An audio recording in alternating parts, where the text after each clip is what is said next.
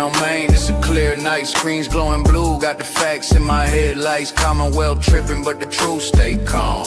𝗺•cie and 𝗨𝗨, I'ma read them like Psalms. KP throwing shade from a broke down porch, but the files in my lap like a flame to a torch. I don't raise my voice, I just let the game speak. Steady with the grind while the crooked run weak. We just riding slow, gliding, paper stacking in the breeze. Turn the system up, let the whole town see. No mask on my face, no fear in my lane. I'ma shine that light on the ones bringing shame. From the courtrooms down to the city blocks, they can't hide from the truth, cause the truth don't stop. We just ride a slow grind. Midnight oil burning, pen hit the pad slow. Every word cut clean like the rims on the 𝗃4. From Boston to Brockton, the whispers all hum. Turtle boys riding in the reckoning gon' come. 𝗨𝗨 in the back room, 𝗺cie on the phone. Trying to twist the narrative, but they can't postpone. I'm just sipping on the facts while the city play pretend. Truth got no curfew, I'ma run it to the end. See, this ain't about fame, this about that long game. You can duck, you can weave, but the truth still call your name. We just riding slow, gliding, paper stacking in the breeze. Turn the system up, let the whole town see. No mask on my face, no fear in my lane. I'ma shine that light on the ones bringing shame. From the courtrooms down to the city blocks, they can't hide from the truth, cause the truth don't stop. We just riding slow, gliding. We just riding slow, gliding, paper stacking in the breeze. Turn the system up, let the whole town see. No mask on my face, no fear in my lane. I'ma shine that light on the ones bringing shame. From the courtrooms down to the city blocks, they can't hide from the truth, cause the truth don't stop. We just riding slow, guys. We just call hoes down to the city blocks. We just riding slow, guys.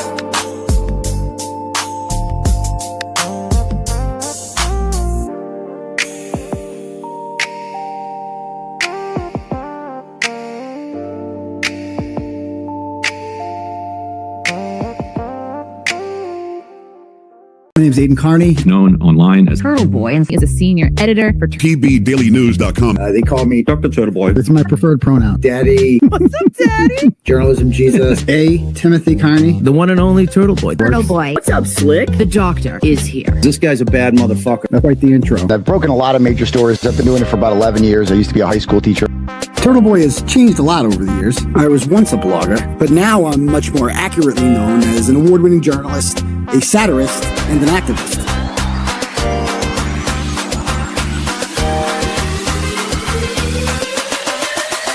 Boom! They're screaming your name here. You're the crowd daddy.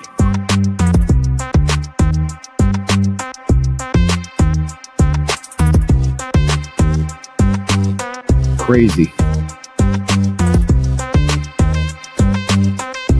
People either love me or hate me. Listen, Turtle, all right? But either way, they're watching. Don't make such fun of the criminal justice system.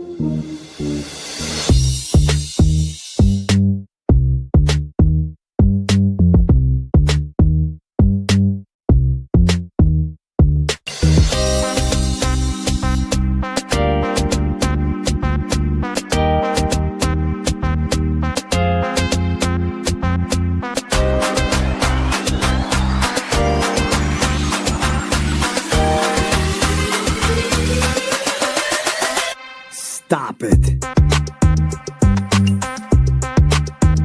I'm never gonna stop. This fight's just getting started.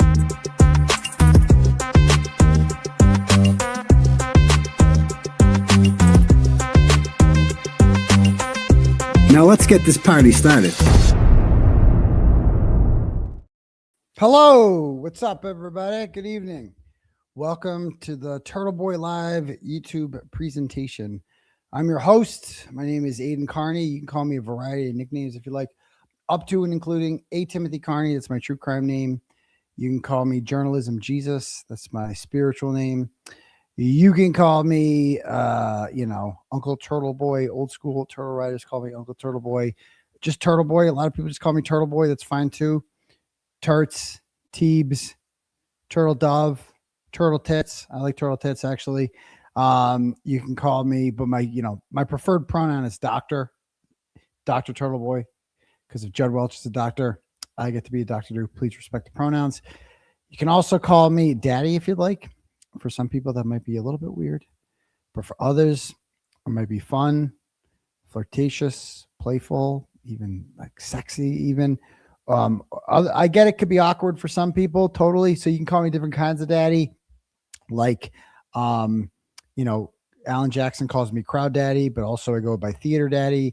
I go by Mr. Media Daddy, Saint Daddy, Daytime Daddy, Brow Daddy, Drama Daddy, formerly Drama Free Daddy, and of course, Fridge Daddy, because I specialize in fixing fridges. Just on call. Let me know if you need your fridge fixed. Might break again, might not, but probably will break again. Might need it fixed again. Who knows? I don't care what you call me. Just be here every Tuesday and Saturday night at 9 p.m. sharp, and make sure you smash that subscribe button, and make sure you're here. Have a good time. Oh yeah, they call me. I'm like Fly Daddy. I'm every fly's worst nightmare. It's a problem. I got a million people messaging me. Somebody already sent me a electric fly swatter. We're gonna go with that, but like, I don't know. Like the house doesn't smell, or people are like, is there some rotting in your house? I'm like, I think I would know. I think I would know. I remember, I think I left the door open once, and I think they had babies in here or something. I don't know how it works, but like you kill them and you're like, good, that's the last of them. They're gone. 3 more appear. Like, where the fuck did you come from? Where did you guys come from? So yeah, there's that. And yeah, I also have this week, let's see what else is going on this week. Meredith is being arraigned. So I have to talk to the district attorney's office about that. The Worcester DA's office always conflicts themselves out of cases with me, because I wrote about Joe Early like many years ago, the DA, and he got like a $5,000 fine because of the story I wrote about the judge's daughter, 𝗵𝗄𝗄𝗆, who had her arrest report redacted after Joe Early called in a favor to Colonel Richard McCune on behalf of his judge friend, Tim Bebo, who didn't know he was doing it. But, Joe Early tried to take care of that for him. He got the arrest report scrubbed. And then when the trooper who arrested her would not scrub the report, he got in trouble. And then I wrote about it, and that's become known as Troopergate. Led to a whole bunch of resignations and a $5,000 fine to Joe Early. And so I don't know. There's like with Krusty, there was a special prosecutor, and she is being charged with, I guess she got a new lawyer too. Got rid of the old guy. But that's too bad. That guy was funny. That was pretty, the guy didn't do his job. She paid a lot of money for a guy who his job was to get an order on me. That didn't work out. And then his job was to prevent charges from being filed on her. And that didn't work out. And so, now she's got to come back. Apparently she's moving, I guess, whatever that means. People always say I'm a grifter, but I'm not the one crying poverty. Oh, I can't afford anything.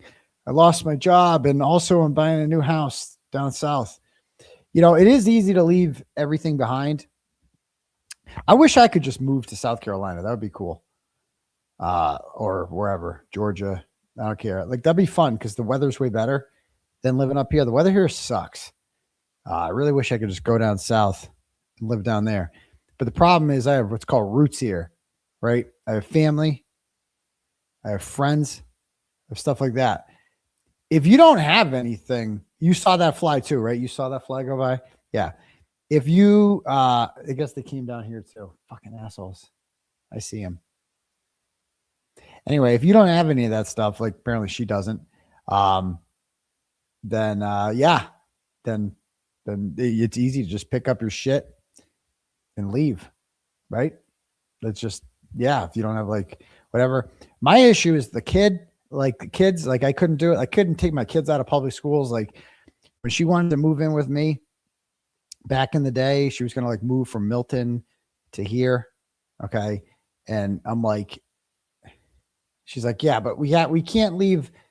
We got to move in when she's a sophomore because I don't want her to get too attached to her high school and then have to come, and she doesn't have any friends. I'm like, why the fuck does she want to move out here? What kind of kid wants to move out here to Holden? And like, you don't know anyone here. Why would you do that to the kid? I don't want to do it. Like, that sounds horrible. Like, why would you do that to your own kid? You're going to take her away from and then the baby daddy lives out there in Milton. So it's like, if that, and apparently, I don't know, apparently she says she's moving down to South Carolina with the kid. And, you know, to me, if I'm the baby daddy, that ain't happening with me. If the mother of my children was like, hey, I'm taking the kids and we're moving to Texas, I'd be like, yeah, you're moving to Texas. The kids aren't. The kids are staying here because this is their home. And then if you think you're doing that, you got another thing going. I'm getting a lawyer and we're going to probate court. That's not happening. We're not like disrupting the kids' lives because you're in some Twitter feud and you need to just move south for some reason to get away. And I would never, I don't know how that works. Luckily, I don't have a contentious divorce. You saw that fly, right? Yeah. But like, would you guys, I mean, you have to ask permission, right?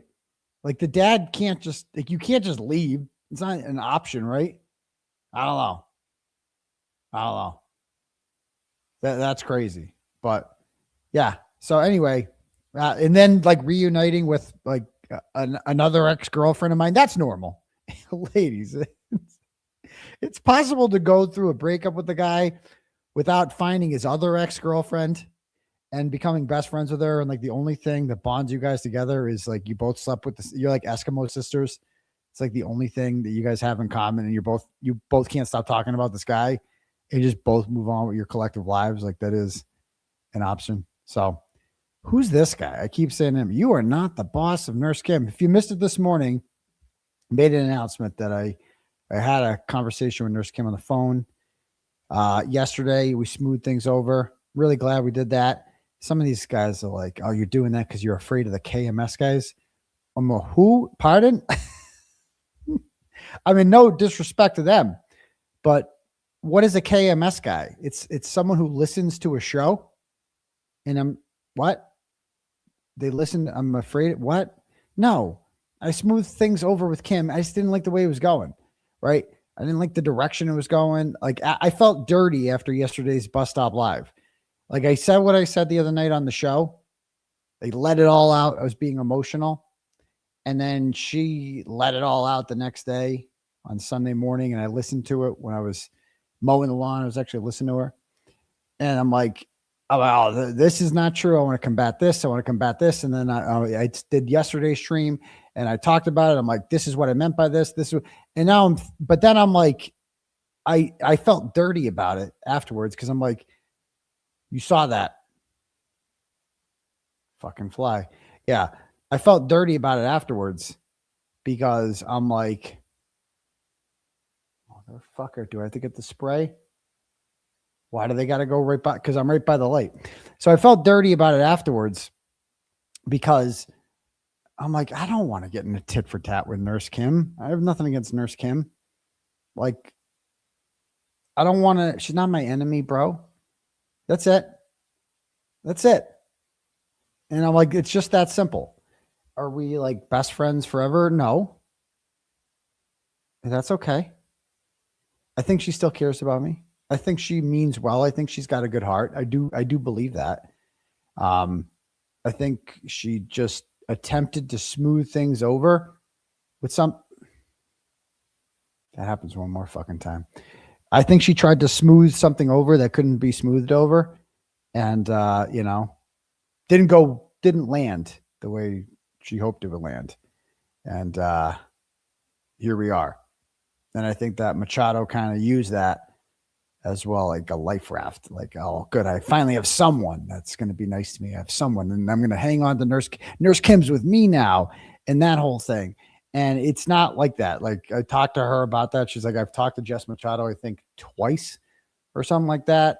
And it's not like that. at all. We're not like colluding or anything like that. I was literally just trying to like smooth things over, and I fucked up, I guess, you know, and I got it. It's like, you know, and that's why conversations are good. So yeah, I said, I'm done. And I'm like, I didn't mean like, I'm like done. I guess it sounded worse than it really was. And when I say I'm done with someone, it means I'm just out of thought. You know what I mean? And I'm like, 'cause I go, I didn't message you about it because I thought it was incumbent on you to message me. I thought so, because I'm like, I find it hard. I'm like, you saw the reaction that the chat had on it, you know? And she's like, you know, I thought she thought that if I had an issue with it, I would have contacted her. But I was thinking in my head, I'm like, you should have known I had an issue with it.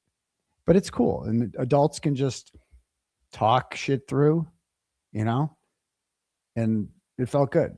So it's over. The brief, the Turtle Boy nerfs Kim flame war that lasted all of 48 hours is officially extinguished. And I'm glad we're back on the same team. We're back on the same team, because I didn't like the direction it was going. I'm like, I felt dirty after yesterday's bus stop live, and it just didn't feel right. And I'm like, I don't like this. And as soon as it was over, I texted her. I'm like, do you want to talk? And she's like, yes. And I'm like, okay, cool. Good. Let's do that. And I felt good that she actually wanted to talk. So anyway, that's great. We're back on the same page. So that's how adults should handle problems. But anyway, if anybody wants their messages read out loud to the class, you can click at the link at the top or the bottom now for Turtle Chat, or you can cash at me. See this guy right here. So Ronnie, stop. This is embarrassing. Stop backtracking. Grow up. So Ronnie, I'm going to need you to get in a hole, and I'm just going to bury you. First, I'm going to block you. Okay. I'm going to block you. You're banned for life. We don't need your negativity around here and your bullshit. And this guy too. Banned. We're banning him for life. Done. Goodbye. You're banned for life. We don't need your negativity. Okay. We don't need any of that shit. We're here for positivity. People are like, oh, you're giving into, you're scared. You know, you're scared. Oh, I'm scared of the KMS guys. Oh yeah. They're big, scary guys. Right. Right. Whatever that means. Anyway, like that's a KMS is Kirk Minahan show, right? It's a group of guys who worships one singular man by the name of Kirk Minahan. And what they don't understand is Kirk likes me more than all of them. I'm like the only one that Kirk actually respects out of all this community. He's got no respect for any of these guys, you know? So like, go ahead. You know, the guy that you guys all worship actually likes me more than he likes you. So what do you want me to say? There you go. All right, cool. Yeah, we should call them the PMS guys. PMS guys. I like Beanbag Ron though. Beanbag Ron's cool a lot. I like listening to him. But you know, some of them are weird. But all right. Anyway, if you guys want to have your messages read out loud to the class, the link for the Turtle Chat is at the bottom, is pinned to the bottom of the chat, or you can cash at me $, Uncle Turtle Boy, and we can do it that way. All right. So let me see what we got here. And a reminder, tomorrow is the last day that you can sign up for the golf tournament. Okay. So it's pinned to the top of my Twitter profile. And I'm sending in the foursome links, the list tomorrow, and we got to have like a raffle. Well, not a raffle, a giveaway. I've got one person bought 2 spots in the tournament that they can't make it. So I got to do a giveaway for those 2 spots. And then I also have the 4th spot with me, Jimmy, Trent's mom, and one more. There's always room for one more. And we're definitely Jimmy and I are obviously going to be fucking around on the golf course, you know, live streaming parts of it. We will do a thing afterwards. And I don't know if I have permission to say this other announcement yet. Let me see if I have permission for this yet. Hold on.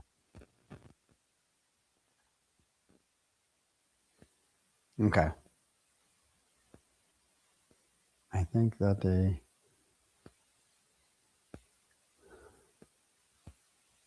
Okay.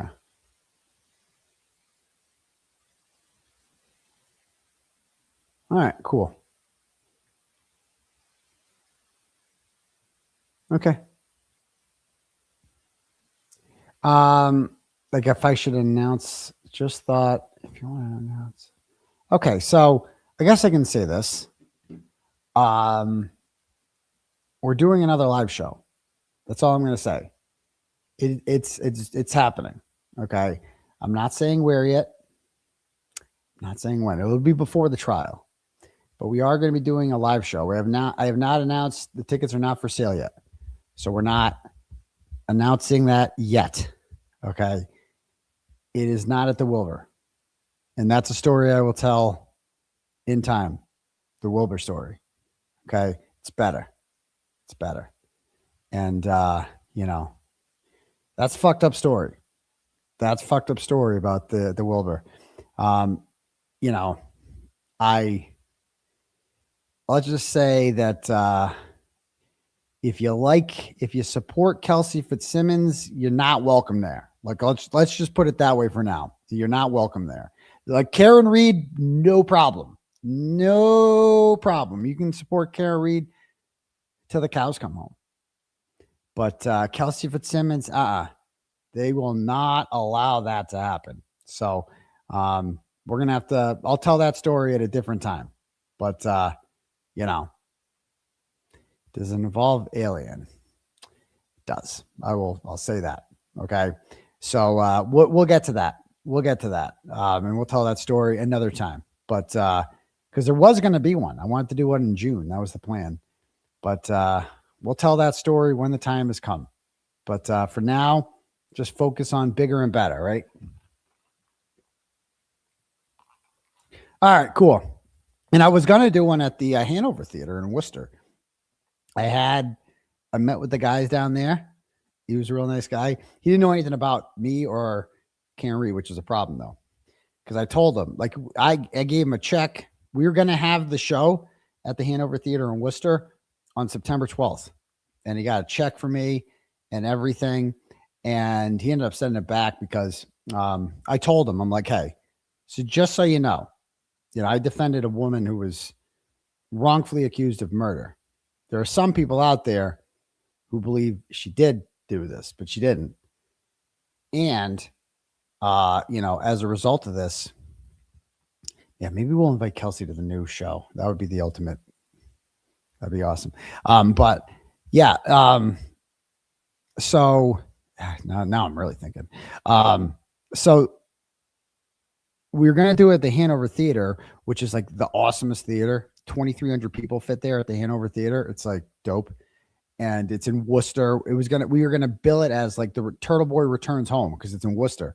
It's right near the Turtle Boy statue too. It's like, you go there, it would have been dope. And then but I told him, I'm like, hey, not everybody likes me. And you might get some emails, but just ignore them. Like, it's like, they don't matter. But I felt like I had to give him a heads up because he didn't seem to know much about me. And so he's like, okay, no problem. And then he contacted me like a week later and is like, so basically you wrote about somebody. It's always something like you wrote about somebody that works here like a couple of years ago or something. I'm like, I don't even remember this person every time. And as you're going to see in the Wilbur, it was the 𝗫𝗁cy 𝗵𝗃𝗔𝗄𝗎𝗓 thing. Like supporting 𝗫𝗁cy 𝗵𝗃𝗔𝗄𝗎𝗓 cost me the Wilbur. Like I'm not allowed to go there because of the 𝗫𝗁cy 𝗵𝗃𝗔𝗄𝗎𝗓. And we'll get into why. It's not because of the owner or anything like that. It's one person that's holding this all up. And, but whatever. So anyway, that's that. People are like, what do you Heather's like, I'm confused. Who wants to fill Heather in? Heather's confused. What are you confused by, dear? Maybe we can fill you. Maybe we can, there was 2 theaters I wanted to do a show, Wilbur and then Hanover. But luckily we've been calling around. We got even better. An even better opportunity presented itself, and it's going to be dope. I can't wait. Okay. All right, cool. Let me see what we got here.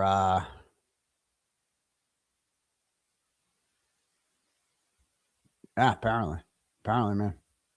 Apparently. That's what I said. Okay. Let me talk about here. Let me read some turtle chats if we have any.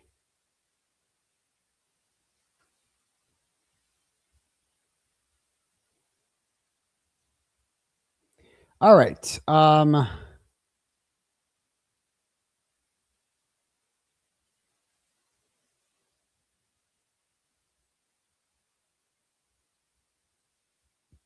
right. Catastrophe sends $100 out loud. Yikes. Thank you. $100 and goes, no need to read out loud. I messaged you on Twitter with video clips of your intent and a list of interviews in a Google Doc with the intent of the witnesses, aka suspects. I don't want to post and blow any timely advantage of your defense that Rule 14 allows. And P.S. I don't give a shit about your extraction. I don't give a shit about your extraction. Well, thank you. I appreciate that. Some people do. And hold on.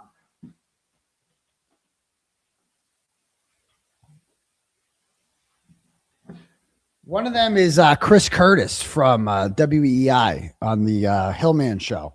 And we got to play what his idiotic comments about this sometime during this YouTube presentation tonight. So thank you for that one. Next up, we have Thomas Autonomous Anonymous sends $20 and goes, final score, Yannetti, infinity, Voss, negative. Yes, he owns her.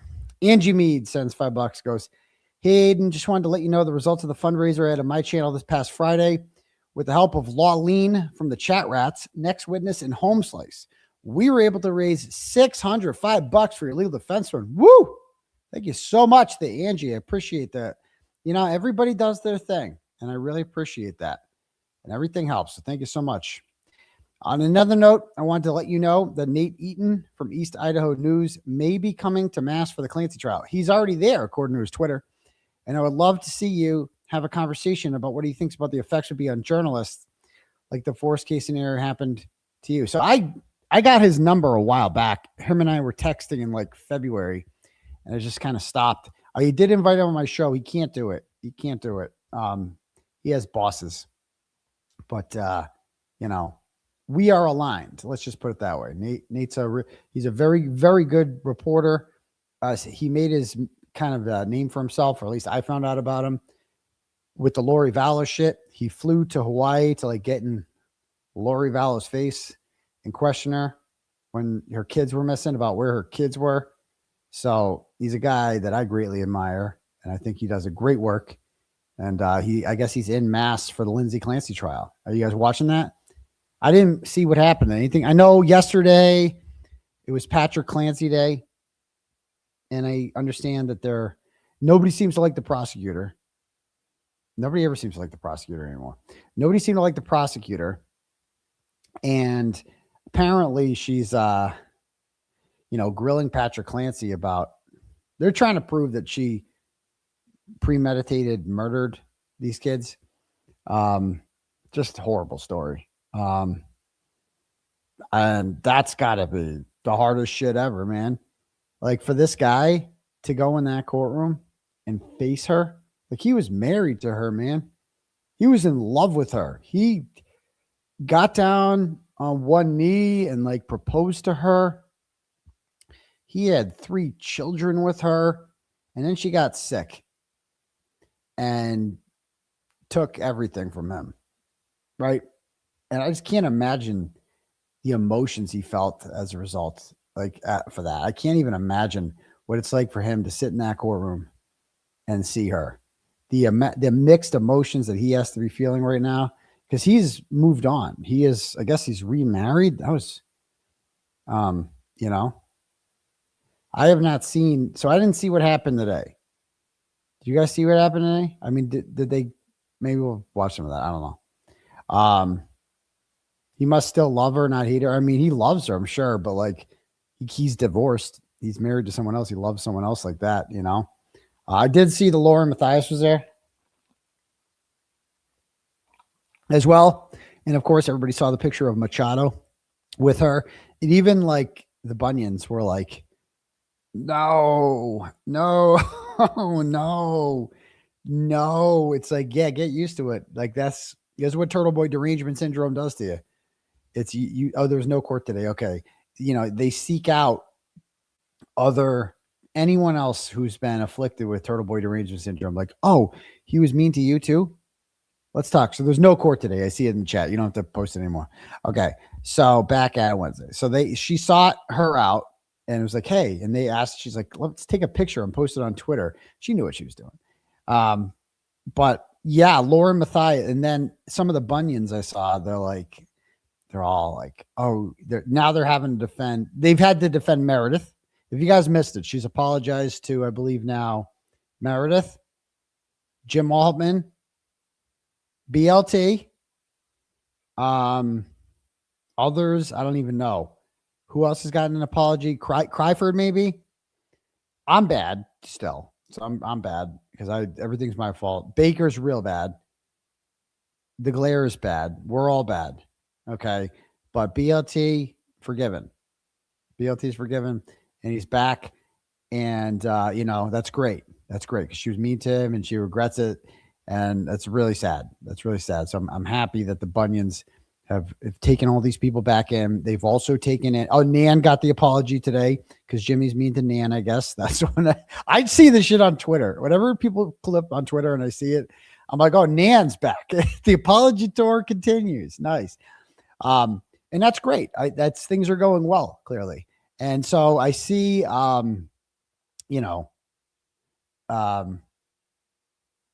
was I saying? Oh yeah. So like Lauren Matthias, we forgot how bad, Lauren Matthias is. Like Lauren Matthias did a 9-hour stream weaponizing talking about how she got a restraining order against a stalker who, as it turns out, was just a woman on TikTok named Christina, who I've become friendly with. And is Christina, let me see. I texted her. I never get back to her. Christina McCarr. Yeah. Yeah. I go, I need to have you on sometime to Christina. And she said, you say when, and I'll make it happen on my end. So we want to get her on, right? We want to get, cause she's never spoken publicly about any of this. And, no, I mean, it's just, she's very worried about it. Like she's scared of this person. Lauren Matthias put her through hell. Like, because she got her banned from CrimeCon and fought like Lauren Matthias and this woman, her stupid partner there, or producer Grayson, went around and tried to get an order on her because she made TikToks about her, mocking her. And because they knew each other and then they had a falling out and then the girl made TikToks about her and she tried to get a judge in Utah to grant a stalking injunction against this woman. And the judge told them to pound sand, basically. And that's when she lost it. And she did this 9-hour stream crying and talking about her 8-year-old somehow, who had nothing to do with anything, just using my 8-year-old son. We forgot about how bad that was. That was so bad. And it was like evil, like what she did, getting the cops involved. Like we need to do a review of Lauren Matthias because she is bad, dude. And now she's just going around acting like she's not the worst person in the world. She's not even using her name on TikTok. She's not even using Lindsey Clancy's name. I mean, like, let's check out Lauren Matthias. Let's see what she's up to. Hidden True Crime is her name, right?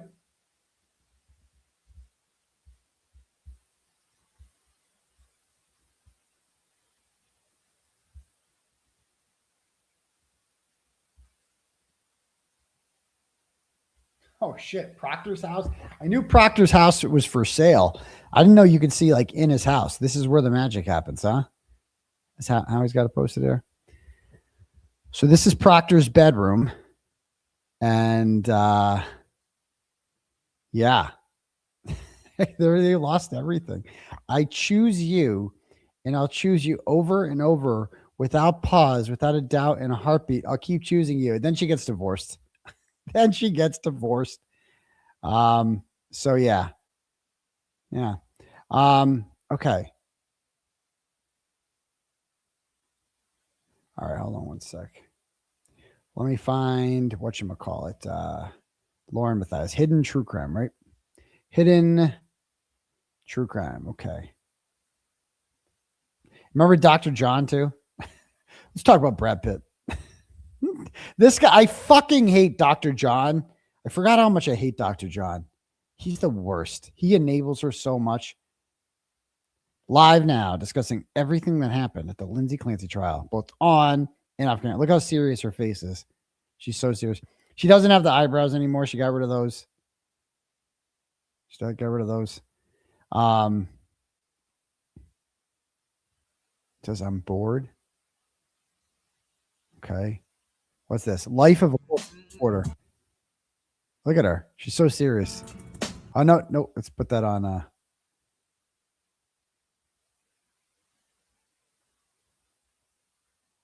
She's so serious. Look at her. She's a courtroom reporter. She's doing really important stuff. What does she do exactly? And why does this picture make her? Somebody said she looks like Gumby in this picture, and now I can't unsee it. Hey, look at me. I'm at a murder trial. Hey, everyone. Lindsey Clancy trial. 3 dead kids. Yay. Yeah, somebody's like posing with the big smile is weird for this trial and inappropriate. Yeah, say it louder for the people in back. This delusion is at an all-time high. Oh my God. That's the perfect GIF for that. That's the perfect GIF.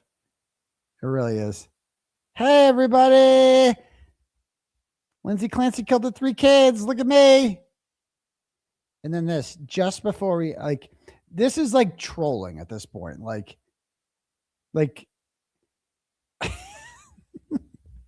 it's like you're trying to make Jolene come in her pants when you see this.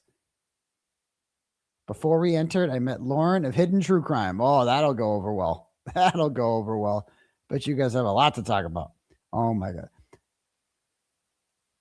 I don't even know what I have not been following what she's been up to.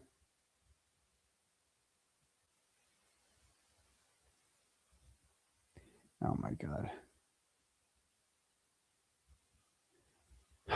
She's with this morning an unedited photo. I don't think she'd mind me sharing. I played her favorite hymns, held her close, and told her she's my greatest gift while quietly playing on my phone. My little boy captured this without me knowing. Yeah, I mean, that's really sad. Very sad. But I would not post a picture of me in my... I'm sure the kid just did that on its own too. How much... She's always using the kid. Oh, my kid was just playing with my phone and took a picture of me lying in bed with my very sick mother. Totally. And then it's on... Here it is. Everybody feel bad for me. Oh, my God. Is anything private? No. Yeah. So let's see. I kind of want to see what she says here. I want to see this. Okay, I want to see what she says about Lindsey Clancy. I kind of want now I have to watch this. Here she goes. She's back. She's back. It is day 1 of the Lindsey Clancy trial. Okay. And after hours of waiting in line with media and the public, I was given a seat inside the courtroom. You're real important. To bring you each and every piece of evidence from this trial, every testimony, every witness, as we follow along together. So I just first off want to start out by thanking you for supporting our independent journalism and for subscribing and sharing. And just before I entered that courtroom, after waiting for hours outside, we then go inside the courthouse and through security and upstairs to the 3rd floor. And that's where we all stand in line again. So before being seated inside the courtroom, well, while we wait, prosecutor Jennifer Sprague, she walks past all of us. I recognize her right away. Whoa. And she is wheeling this large handcart, toppling with evidence boxes. Oh, wow. Honestly, it looked heavy. Oh. She enters the courtroom before any of the media goes in. Tell us. Before Lindsey Clancy's family is seated, before the defendant is seated, Wow. and before the public is allowed seats. Wow. She walks right past us and inside with this Holy enormous shit. amount of evidence, boxes stacked on boxes. And it was just sort of this solemn reminder of what we are all about to witness. Yeah, boxes. Inside that room. Yeah. The evidence of 3 wow. innocent young Yeah, victims boxes. who do absolutely deserve justice. Yes. They yes. deserve justice. Yes. But agreed. Yes. at the heart of this case Yes. is what justice looks like. What justice looks like, it looks vastly different depending on if it's the prosecution arguing or if it's the defense. Don't make arguing. me do the eyebrows. And that could have not been made more clear today Ooh. as both sides presented their opening statements. And after those opening statements, Patrick Clancy, the victim's father, took the stand, the ex-husband of the woman on trial. Oh my gosh. Yeah, it was heart-wrenching in that courtroom today. It was heavy. Oh, we're going to walk through all of it together. Please do. So after being seated, court started. Where's Grayson? With the court officer delivering the traditional opening, literally saying, "Hear ye, hear ye, hear ye." Wow. I was like, are we in medieval England? Yeah. And then I was like, oh yeah, kind whole of. Welcome to Plymouth County. Because Plymouth County is one of the oldest court systems in the United States. Tradition runs deep in the land of the Mayflower. Hear ye, hear ye, hear ye. It happens in but one person notably did not follow court tradition. And that happened when we were asked to rise for the judge and jury. Oh my God. And only one person remained seated in that Lindsey courtroom. Clancy. It was the defendant. Yes, Lindsey Clancy. because she can't stand. Yeah. Because she's been in a wheelchair since 2023, ever since throwing herself out of her second-story bedroom window after killing her 3 children. Oh my. So as we all rose for the judge. You know what I thought of today too?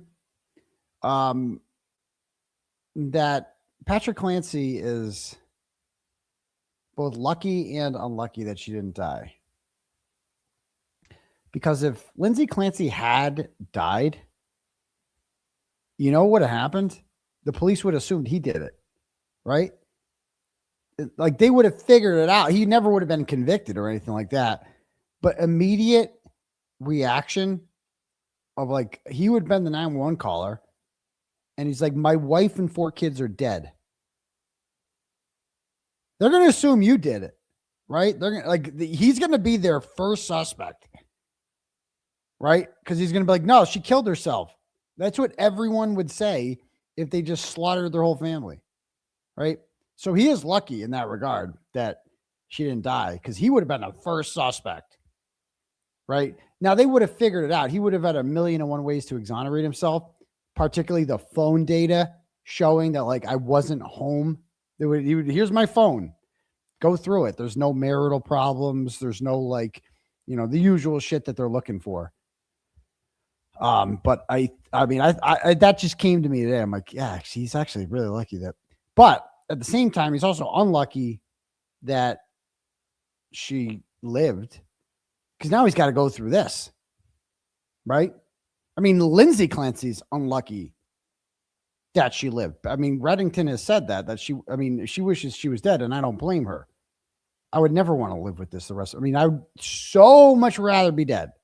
Like, not even if I woke up out of some psychosis and like, what just happened? Oh, you just killed your kids. Oh, just kill me now. Kill me now, bro. I don't know, not want to live anymore. So I have to live the rest of my life in a jail and with the guilt of this? Nope. Nope. That courtroom. Her parents stood. Her sister stood. Her doctor stood. Her attorney, Kevin Rennington, stood. The prosecution stood. The abundance of media stood. Everyone was there. By the way, from the New York Times to the Boston Globe to the Daily Mail to Hidden True Crime. But Lindsey Clancy remained seated. She was paralyzed from the waist down. Assistant District Attorney Shannon Buckingham then stepped up for the prosecution's opening. She started with the children, the victims, Cora, Dawson, and Callan. Oh, yeah. Cora, 5 years old, sparkly dresses, bows, and princesses. Dawson, 3 years old. All energy and trucks with a raspy little voice. And then there's baby Callan, 8 months old. Chunky cheeks, always smiling. Yeah, he was a baby. And then Buckingham said, "We are here because they are not." And from there, she laid out the prosecution's theory. Take a listen. Ooh. We are here, ladies and gentlemen, because they are not. They were strangled, deliberately and meticulously. Who can watch this killed shit? by this defendant on January 24th of 2023. One by one, she got exercise bands around each one of the kids' necks and pulled until their little bodies were limp and lifeless. First Dawson, then Cora, and finally Callan. Your job, ladies and gentlemen, is not easy in this case. The evidence will be difficult to see, to hear, to process. Testimony of witnesses, family, friends, teachers, people who knew the Clancy family, people who saw them regularly, people who saw them on the day in which this defendant killed them. They're all going to come before you. And it may be heartbreaking to hear what they have to say. You'll see photographs of the crime scene. You'll hear testimony from first responders. They're going to tell you about what they discovered when they came into the Clancy home at 47 Summer Street in Duxbury on January 24th. You'll hear evidence about the defendant during that time period, observations of her physical appearance, her demeanor. You'll hear testimony about what she was reporting to her friends, forensic scientists, toxicologists, medical examiners. Oh, let's hear her, John. Oh, you're muted. Grayson, what do you do? You're fight. Grayson's getting spanked later. You know. Excuse me, I was on mute. Oh yeah, you're Can everyone hear me now? Spank Grayson good, aren't you? So she said that the jury's job would be difficult, but that they needed to keep an open mind and rely on their own common sense as they move through the trial. And then she walked them through January 24th, 2023, the day everything happened. It had snowed. It was a Tuesday. The older kids, Cora and Dawson, they did not have preschool that day, so they were home. Cora had her annual checkup that morning because she had just turned 5 on Christmas Eve. So Lindsey took her to the doctor while Patrick stayed home with Dawson. And I do hope she is a victim tragedy pimp. That's what she is. She tried getting close to, remember I had on 𝗬𝗄𝗃's family. I didn't have 𝗬𝗄𝗃 on, but I had a family member of the victim on, and, made it very clear that this woman, she tries to get close to victims' families, and she tries to, ingratiate herself with them in order to, make it seem like get a seat in court and sit next to them. It's the same thing that what's his name does with that Joel does. Joel, remember Joel? They called me anti-Semitic and tried to get the Wilbur canceled last year. Yeah, that Joel. Joel Waldman. And Joe Waldman, because I said, are there degrees of Holocaust survival, or can we ask that question or no? And he said I was anti-Semitic for asking that. So I'm like, whatever. We don't need to go there again. So Joel kind of does that with Dan. Why am I drawing a blank? Adelson. Yeah, Dan Adelson. No. Why am I drawing a blank on Dan's last name? Everyone in the chat's going to, in 10 seconds, the whole chat's going to be lighted up with Dan's last name. But watch, ready? 5, 4, 3, 2, 1. No? Nobody's got it? 10, 4, 3, 2. What's Dan's last name? Nobody's saying it. I thought for sure. Markel. There it is. Okay, Markel. There it is. So Dan Markel. So he gets real close to like the Markel family. He's had his mom on the show, on his show before. So like they obviously don't mind it. But he just gets real close to the. I'm really weary of these people that got like real close to the victims' families. It's just, it seems cheap to me. I don't know. But anyway, let's play some more, Lauren. She's known for that. Holy filters. Baby Callan. The morning, it looked normal. It was normal. It was ordinary. Text back and forth. Patrick sending a picture of Dawson proudly dressed in his own outfit. A milestone that the 3-year-old had dressed himself. And Lindsey sending a photo of Cora in her little mask and gown from the doctor's office. And when they got home, Patrick, he went downstairs to his basement office to work like he usually did. Lindsey took over the kids for the rest of the day. She put Callan down for a nap, bundled up the older two, and took them outside to play in the snow. They built a snowman. She sent photographs to Patrick and to her mom, who had just visited that past weekend. Everything, and I mean everything, looked like a regular family day. But Buckingham pointed out, it's always so dramatic with her, the change that happened around 4 p.m. Lindsey started searching things on her phone. Kids' laxatives, takeout from 𝗃𝗏 restaurant, the route and timing from their house to 𝗃𝗏. She called CVS to confirm they had the laxative that the doctor recommended for Cora's stomach issues. She was having a hard time at school with her stomach issues. And then she texted Patrick asking if he wanted takeout because she didn't feel like cooking. And he said yes. She placed the order. Patrick left around 5:15. He saw Dawson eating chicken nuggets and green beans on the couch. Nothing unusual. He headed to CVS first and then to 𝗃𝗏. And Buckingham told the jury that's when the clock started. Lindsey knew exactly how long those errands would take. Because according to the prosecution, once Patrick was gone, Lindsey took the children to the basement. She separated Dawson from Cora and baby Callan. Yeah, we learned that today. She put them in separate rooms. Dawson in one room, Cora and Callan in another. And that she strangled them one by one with the exercise bands. First Dawson, and then to the other room where Cora was, and then Callan leaving the bands around their necks. She then went upstairs. She got a knife. It really says something that Lauren Matthias sat out the Karen retrial, but is covering this. This is horrible. Do I need to put the brows on? I can't listen to her without the brows. I feel like. Be right back. Don't go anywhere.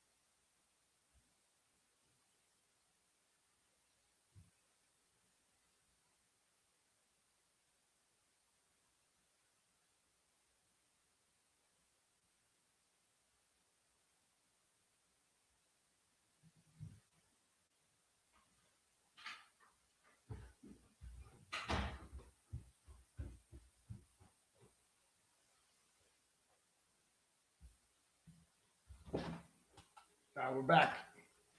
Now we can do it. It just didn't feel right without the brows. All right, back to this. What's she saying there? A kitchen knife, a large kitchen knife. We saw a photo of it today, later in the day, and moved to the second. What I was saying was, and in the middle of all this story is so sick. I'm already sick of this story. 5 seconds into this story, and it's like, who enjoys this shit? I'm going to cover this shit. This is a horrible story to cover. Like, at least with the John O'Keefe story, you know she didn't do it, and you know like someone else did. It's like, and at least he's like 46. He's like a grown up. I don't want to hear about 3 kids being separated into small rooms. What kind of people are interested in this shit? I don't want to hate on anybody watching this shit. I get it. I'm interested in it too. But like, she's like real into like oh my God. And then he separated him. And then Cora was wearing this today. And Dawson, Cora was a princess and this and that. It's like, bitch, you're such a tragedy pimp. Shut up. Patrick called from CVS. He called her from the pharmacy. She missed the call, but called him back. And they spoke for 14 seconds.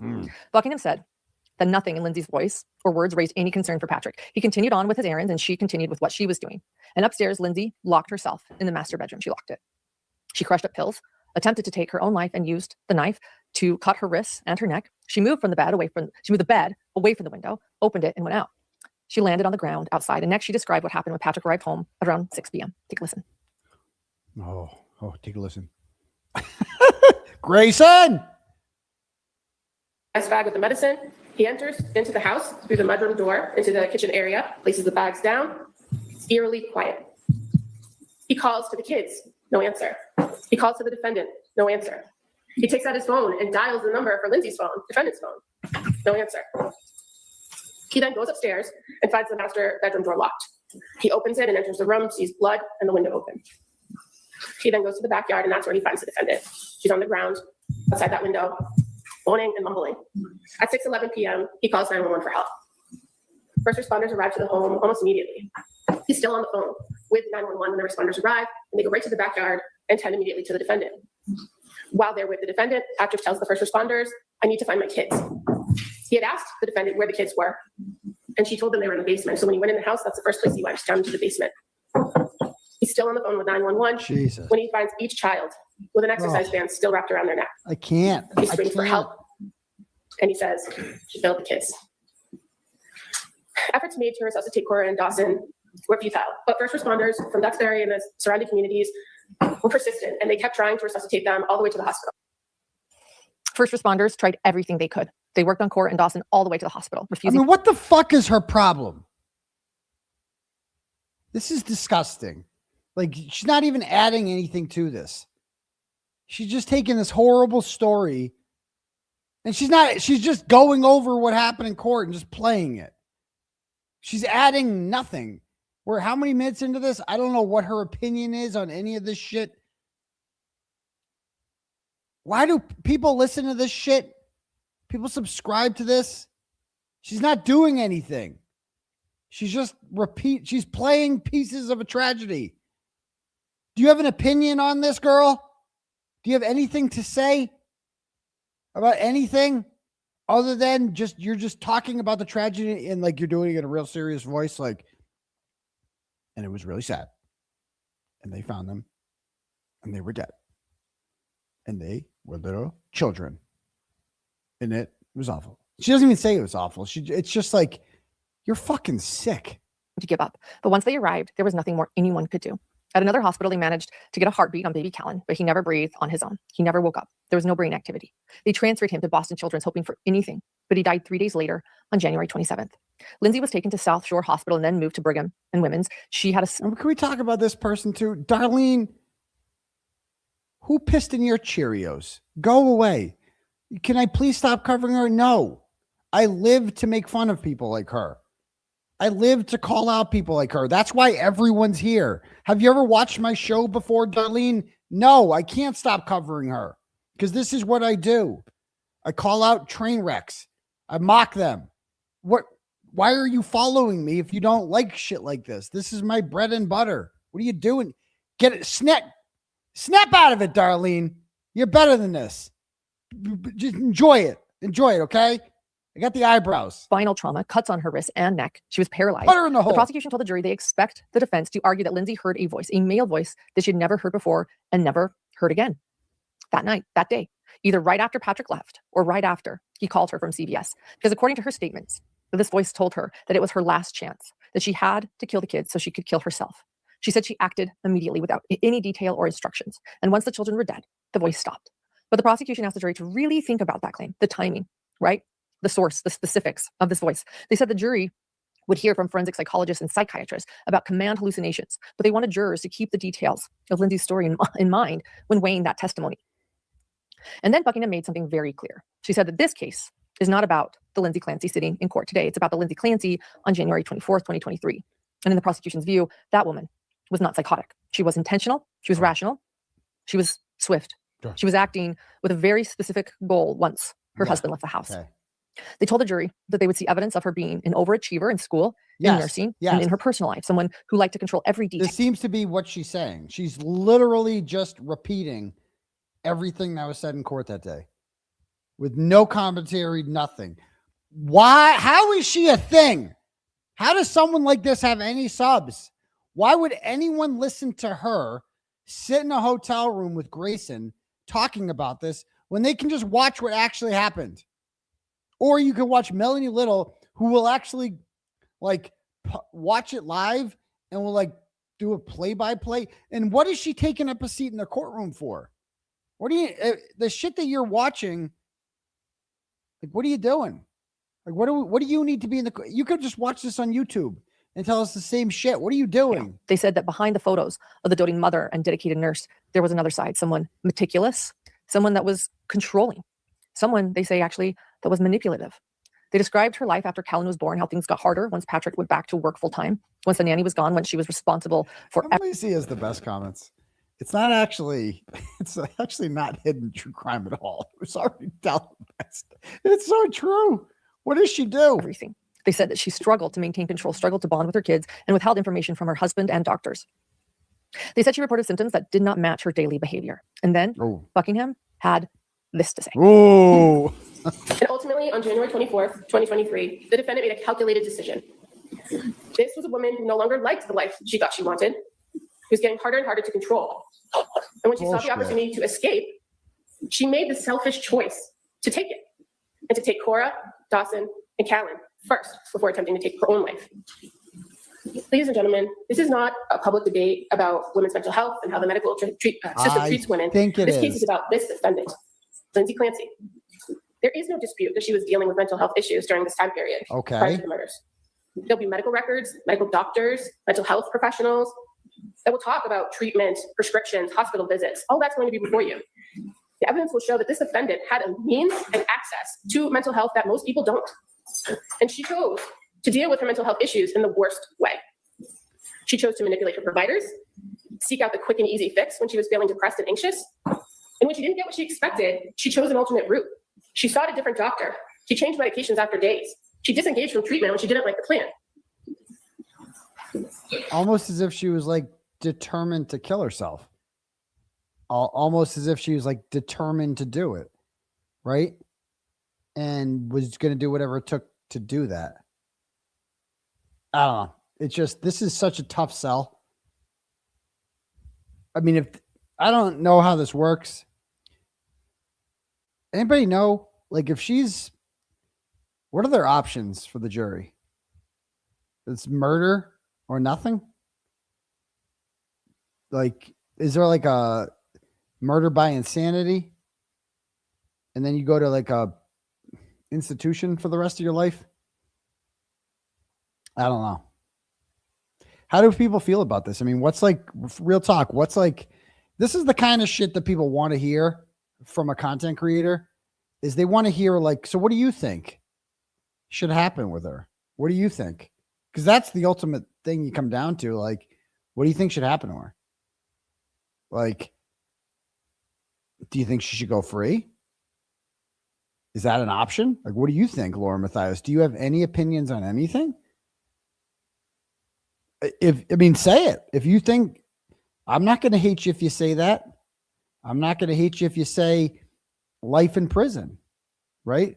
just kind of want to hear your opinion on this. Like, do you have an opinion? Like, do you have anything? I don't know.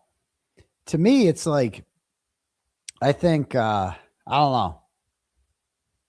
I don't know. She killed 3 kids. She's dangerous as fuck.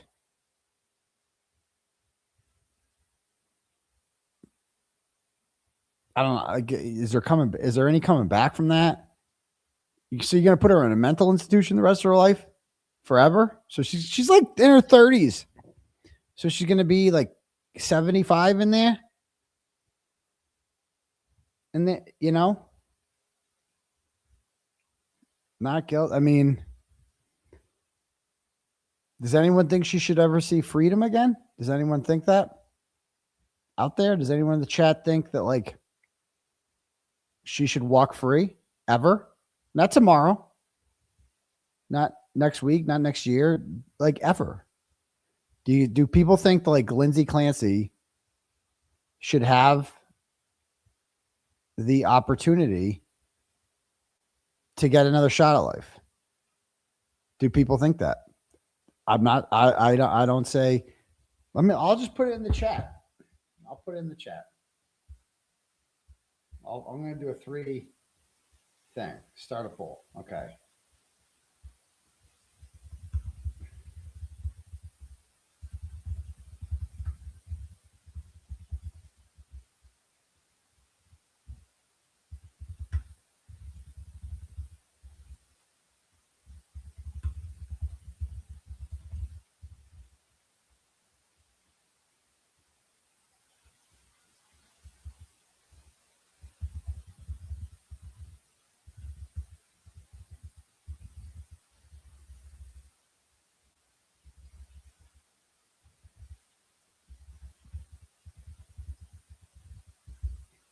All right.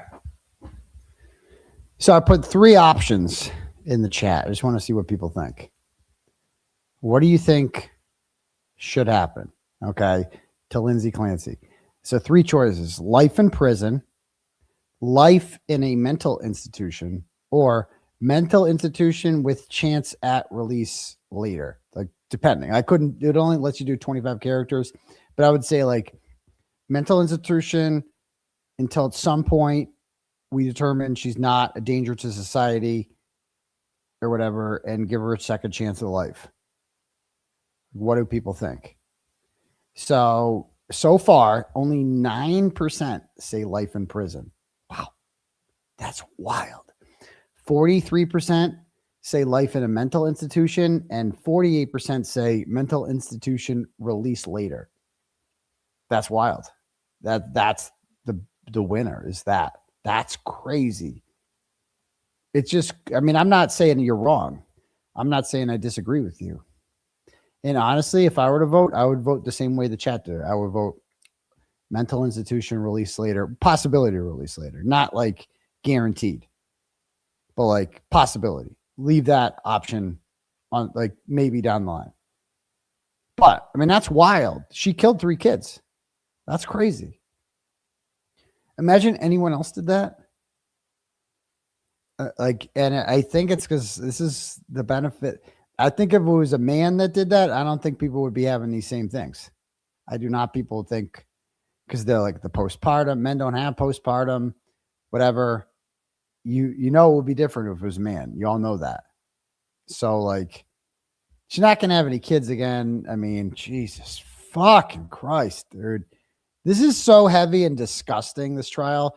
And it just like the Kearney case was really interesting and whatever. And it's just the fact that Lauren Matthias shows up for this, she's such a tragedy vulture. The 𝗺𝗲𝗄𝗆 case was the same thing. It's about dead kids. It's disgusting.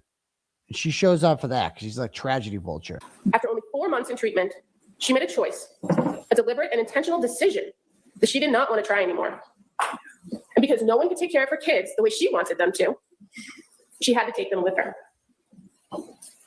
Despite all the precision that she exhibited that day, you'll hear, the timing of it all, the swiftness of the killings, overcoming the interruption of Patrick's phone call, what she did not anticipate was that she would not be able to complete the act by killing herself.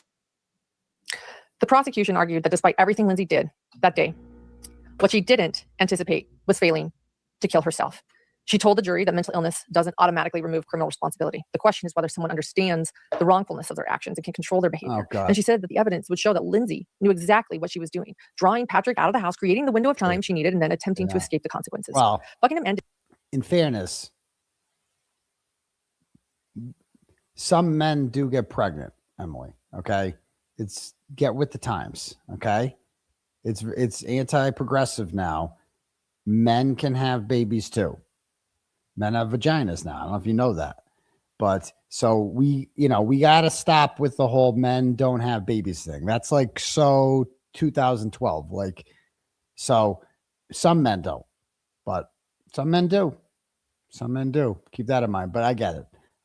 It's obviously different when you birth the child and you have estrogen and you have, like, more importantly, you had a living human being inside of you for 9 months.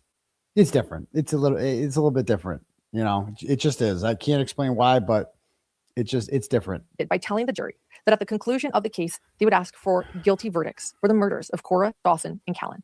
Next, Kevin Reddington stood up for the defense. Oh boy. He is Lindsey's defense attorney, Kevin Reddington.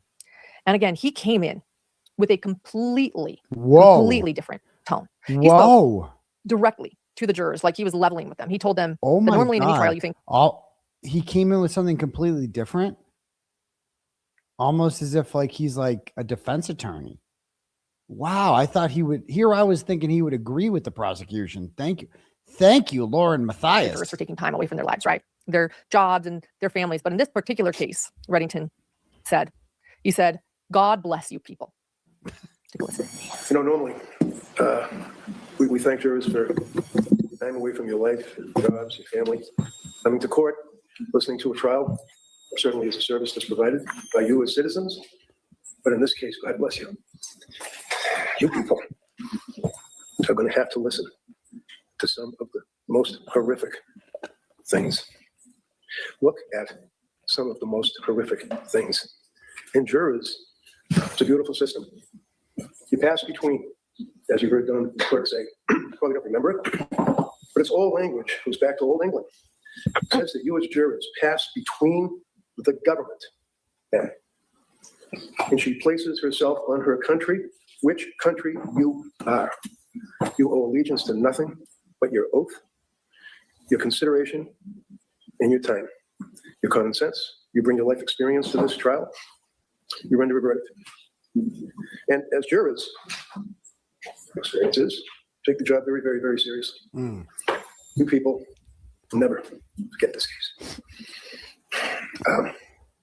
And thank you for that service. Whoa. It felt very sincere watching that. And then he said that the government claims this case isn't a referendum on postpartum psychosis or postpartum depression, but in his view, quote, it sure as hell is, end quote. Yeah. Because the DA's office knew exactly what they were doing. He said when they brought these charges, he pointed right at District Attorney Tim Cruz sitting in the front row and said Cruz knew the facts. He knew what this case would do to Lindsey's soul. And he still chose to prosecute her for murder. Reddington told the jury that yes, Lindsey knows she killed her children. That's not the question. The question is why. What is happening? In fairness, it's not Tim Cruz's job to give a shit about Lindsey Clancy's feelings. He doesn't represent Lindsey Clancy. He represents her 3 kids. But go on. To her mind. This moment was in court. The government says that this is a situation, it's not a referendum on women's having babies and having postpartum psychosis, postpartum depression, but it sure as hell is. Because you're going to hear, consistent with what is told you in the instructions, consistent with the obligation that the government has when they brought this charge. Tim Cruz, the DA, right in the front row, brought this charge. He knew, as did his office, the facts of this case. And he knew when he brought this charge that it was going to kill the soul of this young woman. And they would bring their evidence in front of a jury that she knows that she killed these children. We'll sit here, listen to their evidence. But I suggest to you that the issue for consideration is what was going on in that woman's mind. Agree or disagree with him, that was a moment that the whole courtroom heard. He then started painting a picture of Lindsey before everything fell apart. He described her as a parent pleaser, someone who always tried to do the right thing, someone who had friends from childhood all the way through nursing school. He talked about her being athletic, how she was this high achieving gymnast until she hurt herself and stopped doing backflips, how she was physically fit, how she ran a 5K just days after giving birth to her last child, baby Callan. He said that she watched what she ate, watched what she did, and was one heck of a mother. He leaned into the idea that Lindsey adored her children, that everything the prosecution said about those kids were, Lindsey knew 1,000 times more. He described her decorating their rooms, creating a warm home, building a life with Patrick that looked like the dream they had worked for. He pushed back against the idea that they lived in some mansion, saying that it was a humble house in Duxbury that they struggled to afford, but it was their home. And then he talked about the house itself, almost mocking the prosecution's presentation of evidence. He said it wasn't enough to show photographs.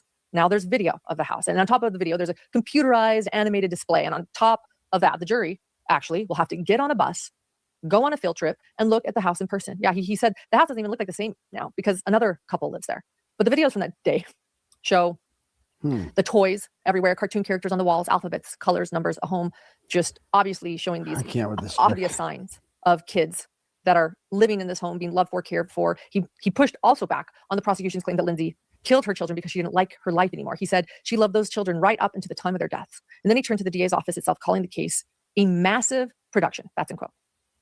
These children were loved and nurtured and cared for by her. She didn't want to get rid of her kids because of her selfish life, as the government indicates. She loved those children right up to the time of their death. You're going to see that there's photographs in this case that you'll be able to evaluate that show that. Some of them might even be in the videos that the state police took. This case is a massive production by the district attorney's office. You have the district attorneys, the assistant district attorneys, the assistants to the assistant district attorneys. You have the state police crime laboratory. You have the detectives. You have the state police armed men that will go out, interview witnesses, and will investigate this case. You have the victim witness advocate, very nice lady, by the way, that deals with very nice lady, by the way, people in a case such as this. It's a massive operation, and that's great. We should have that. But when you're considering the evidence, you consider the fact that you have two young people that were living this life, that were working, and Patrick, not because of COVID, not because of he just didn't want to work in an office anymore. He worked out of his basement. He worked in an office in the basement. He was there because of what Lindsey was going through. Patrick was home because of what Lindsey was going through. That's what he said. He said Patrick lived it, and Patrick will testify today. Reddington said, okay, I can't even with this broad anymore. Anyway, we got the point there. I'm more, do you guys see that the new Karen Reed book came out by Dave Wedge? Now, Dave Wedge is on Twitter somewhere, right? I've spoken with him. He wanted to interview me for this book. Okay, there he is. And I couldn't do it.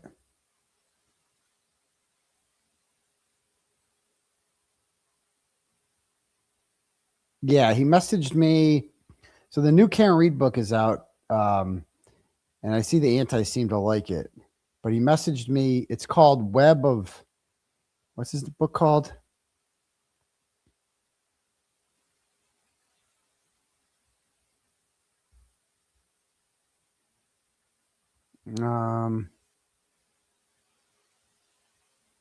Yeah, let's see. Web of Blizzard of Lies. Let me pull this up.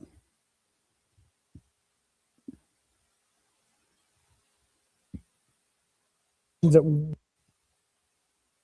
were left unexplained, things that I saw happen in the court, decisions that were made by the judge, situations that were left unexplained, and we still don't have a resolution to. Like, for example, the missing library video. We still don't know what happened to that 4 minutes of video. Things like that are not normal in court cases, in my experience covering the courts. So that's really what I wanted to dig into. And in addition to that, you have this cast of characters that is, really incredible to look into. And we learn a lot more every day. Yeah, every single day. Of course, we should mention Karen Reed found not guilty in the second murder trial there. You do spend some time in this book talking about the man himself, John O'Keefe. Why did you want to make sure you did that? So in all my books, I try to be sensitive to the victims. I wrote a book about the Boston Marathon bombings, and we wrote a lot about the survivors. In this case, I feel like John O'Keefe has kind of been the forgotten person in this whole thing. It's become the Karen Reed case. I hate when people say that. John O'Keefe is not forgotten. That's such a cliche thing to say. I can't stand when people say that. That's top of my list. No one around here has forgotten about John O'Keefe. We never forgot about John O'Keefe. Karen Reed has obviously been at the forefront of this because she's the defendant, but she's been acquitted. Karen Reed is free. And we don't really talk about Karen Reed much anymore. We talk about John O'Keefe. That's what we do, because Karen Reed's done. Karen Reed's didn't do it. A jury proved that she didn't do it. We were all free Karen Reed. You heard her name out of our mouth a lot because we had to free her, right? We could not watch an innocent woman get convicted of a crime because it would mean that the people who committed the crime would never be held accountable. But have you noticed that ever since Karen Reed was free, John O'Keefe has been much more prominent on everyone's, topic of discussion than anything. Like we talk about John O'Keefe way more than we do about Karen Reed. So that is in these circles, John O'Keefe has never been forgotten. John O'Keefe has always been at the forefront of this whole thing. And I met Dave Wedge. I met him in the courtroom once. He was there once. He's a nice guy. He asked me to interview. I'm going back and reading our messages.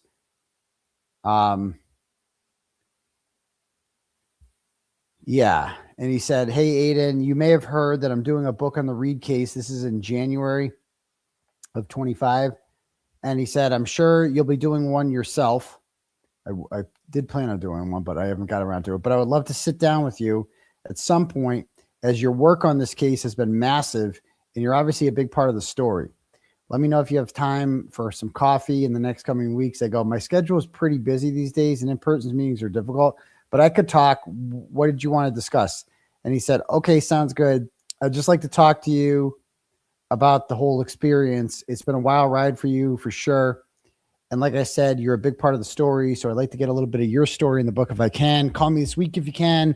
And of course, open to anything that you want to discuss or think needs to be included." And I just never wrote back to him because I just forget shit. So I never followed up with that. So he's got a book out. Do you think he has BLT for? I mean, BLT was him and Tommy. They did it.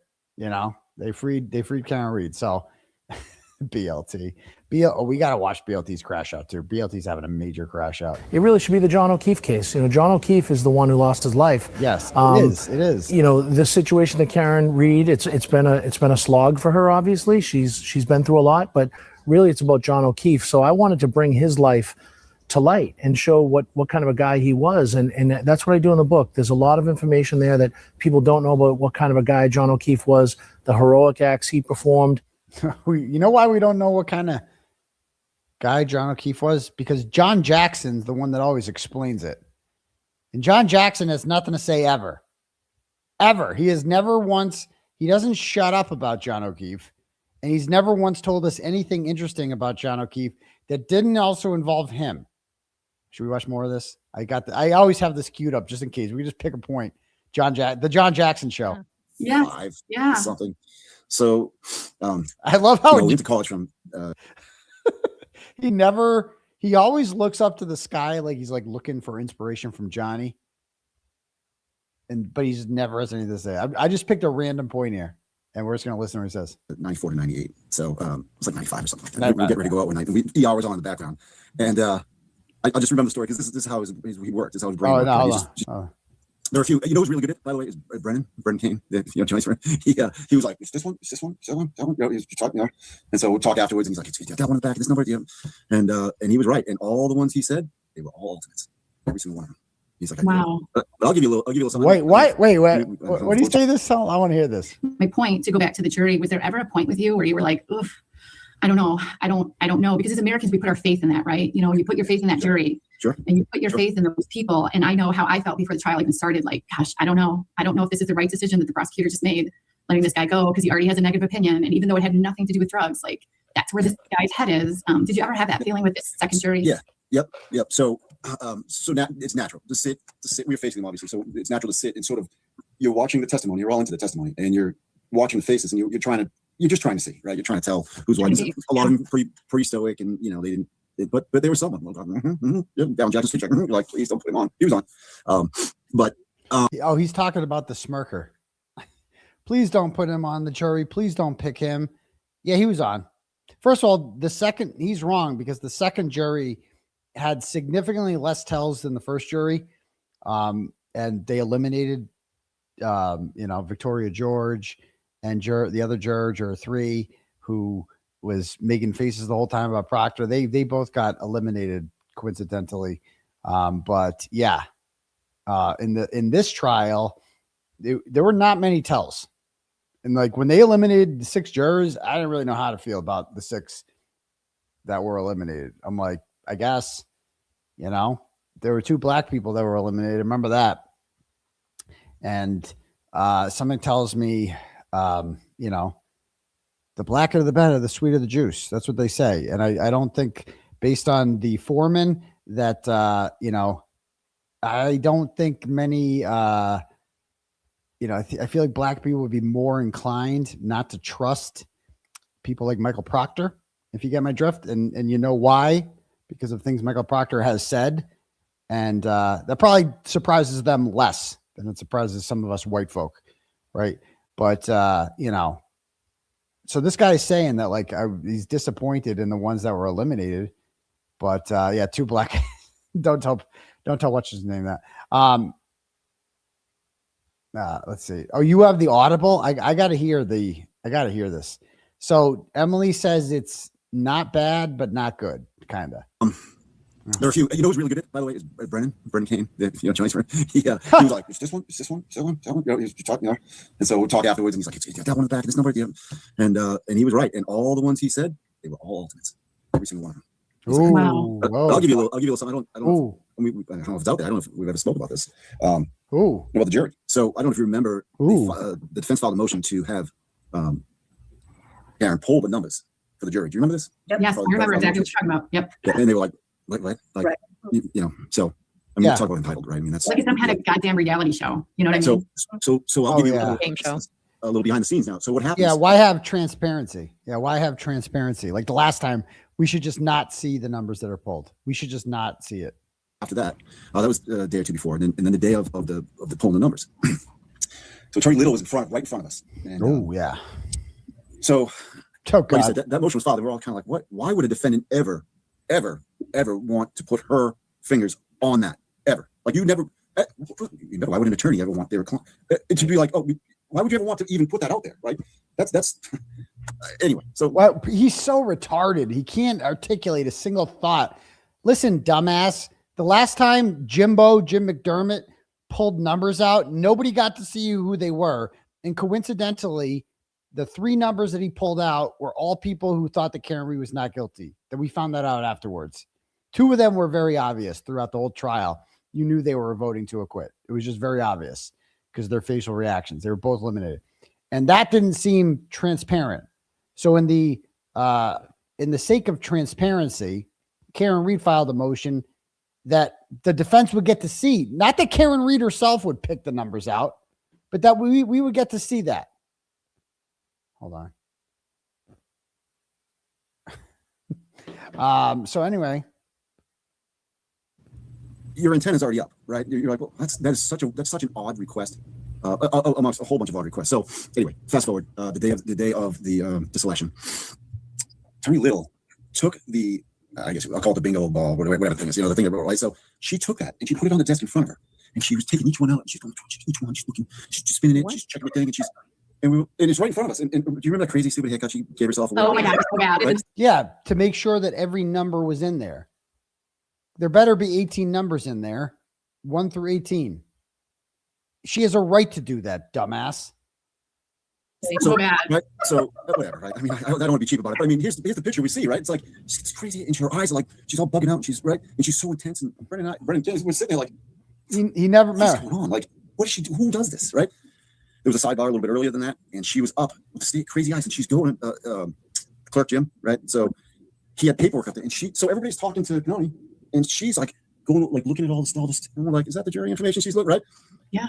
So then she's doing the thing with the balls, she's looking at them, and she's leaning over, and we're like, what am I watching? Like, this is like, talk about first, like I've never seen anything like that ever.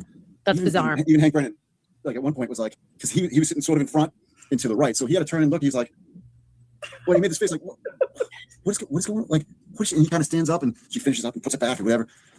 And that's when Brendan and I were like, God damn it, there's something going on here. Yeah. Oh yeah, you already felt it, but like, you already like the jury's rigged, yeah. Right? But you watch this happen, and you're like, between the motion and this neurotic, crazy eye, right? And she was, and they pulled the numbers, and Brendan and I were like, well, you watch Karen, I'll watch Little, and we keep looking at the jurors and see if they look over. Right? Just stare at them. We're waiting. And they didn't look over, like make like a, or they were like, hey, we did, but there was definitely when it was over, the crazy wife, she just kind of settled down a little bit, still crazy, but settled down a little bit, and you were like, that's no bueno right there, that's so take that for what it is. That's what we saw. That's what we saw personally. Witnessed the whole thing happen. And then that's quite the you story. See the nonsense right after with the jurors, all the court TV or whatever. You saw that. That was. You saw what? What do we see? What do we see afterwards with the jurors? People who gave up 2 months of their life, basically working for free, sat there, listened to all the facts of the case about your friends, your alleged friends' murder. They didn't know John from anything. They sat there for free, and they sat at $50 a day. They got basically free. They sat there and they listened to all the facts of the case, volunteered their time. And because they didn't reach a conclusion that you wanted them to reach, because Hank Brennan failed and you failed to hold Hank Brennan responsible for failing to do the impossible, really. Nobody could have done that and prove that John was hit by a car. That's their fault. It's their fault because they didn't do what you wanted them to do. Stop it. One guy told his story within hours. Within hours, that guy sold his story. I mean, and then you got Paula who's saying, yeah, well, maybe he was hit by the car. That's how he lost his shoe. But then something happened to him, and I can't. I can't. And it's sorry. I get it. Oh yeah, that's right. Yeah. No one stood up. Yeah, you're right. He can never finish a sentence. He always acts like he has so much to say. Yeah.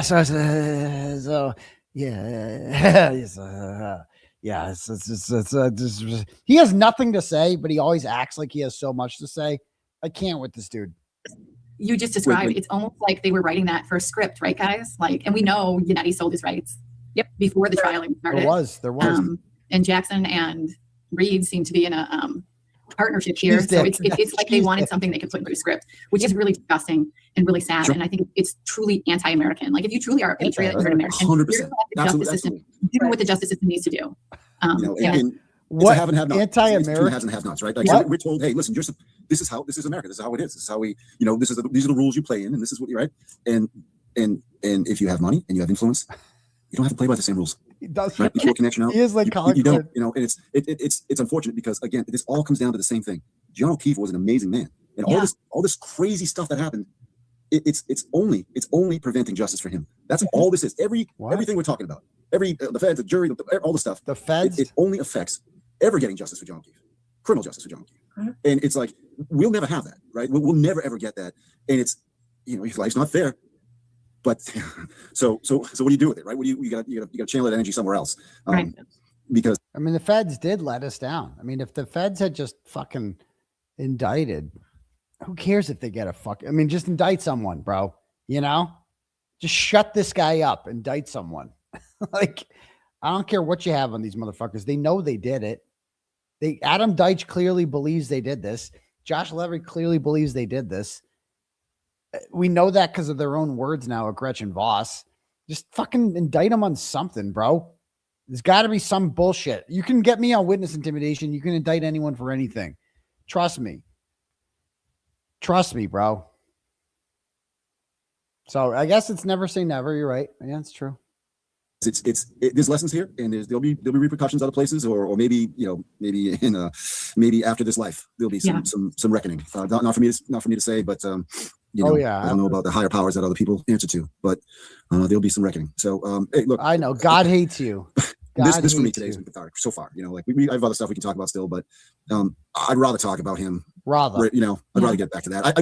This pulls you on, get you so angry because every time somebody says, well, friends with Peruti, who U.S. attorney, and you're like, but John will never get justice ever. Peruti, ever. The O'Keefes will never get justice ever. I can tell you, John, for me, it's been 5 years. Noah died in 2021. And I decided last year, I had a really hard time with it. This is a kid that I knew from the time he was 5 years old. Horrible story, shot in the chest in front of his family, in front of his siblings, in front of his mother and father. Okay, I can't with her. I'm not saying Carrie or Lydia. I think they're incredibly empathetic. What do you want people to take away from what you said about John tonight? Oh, God. Honestly, I want them to get a feel for who he was, because most of the time, you see us on these shows and the stuff, and they edit it and they clip it out, but he was hilarious. He was the funniest. Tell us something funny. He said, "Tell us in your face funny." And Tell us those something are the funny things he that, said. as friends, we kind of hold on to. Like you don't get that when you get a serious trial with serious consequences and sorrow and pain and all that. You don't get the full flavor of it. When we think dark humor is funny, right? So we can gallows humor is funny. I can tell you we. his mother's pretty. That's like he John Jones. It's just I was just gonna say this. I don't know. Just say this. Dark humor is funny. He's about to tell some nasty thing John O'Keefe said. That's what he's like. Should I say it? Should I say that nasty thing John O'Keefe said one time? Because that's his entire relationship with John O'Keefe is like, getting drunk, hanging with the boys. He didn't really know John. He didn't know John as a person. He's got nothing to say about John. Yeah. This O'Keefe is a hot ticket too. But she's the same way. Like she's like a quiet assassin with her jokes, though. She's not like overly funny, but like you listen to what she said. What did you just say? Yeah. You got a sense of that. Yes. It's so funny. Peggy O'Keefe is so funny. Nope, it's live. Oh my God. Yeah, we're live. So yeah, whatever, right? What's the worst thing happen, right? Worst thing's already happened here, so whatever. I think the best thing was seeing Mrs. O'Keefe when she put her thumbs up when she was walking by the crowd when people showed up in court. Like that was another time, just like your interview on Court TV when you told me that was authentic though. When she did that, she finally felt like there was a little bit of support there. We knew it was there. We were getting calls and texts, but nobody wanted to show up. Like everyone was afraid to show up. Yeah. Saw Kim there, saw Steph there. I mean, they were there all the time. Rain and shine. They were always Kim there. Fair. They were fantastic, and they brought other people out with them, and they're great. Like the fact that you accepted Kimberly Fair into your group. Kimberly Fair is a mentally ill woman who is only there for one reason and one reason alone. I wrote a blog about her in 2021. That's it. Had I not written that blog about Kimberly Fair in 2021, in which she basically degraded and shit on a veteran with PTSD because of his feelings about masks, right? While she was an employee of the Georgetown Public Schools, luckily she was fired as a result of me writing about her. Had I not written that story about Kimberly Fair, none of these people would know Kimberly Fair is. She never would have showed up. Nothing. She is the fact that they accept people like her and Krusty into their group. It's like knowing that the only reason these people are here is because they hate Turtle Boy. None of them care about John O'Keefe. None of them, which makes sense because neither does John Jackson. He barely knows John O'Keefe. He clearly does not know him very well at all. At all.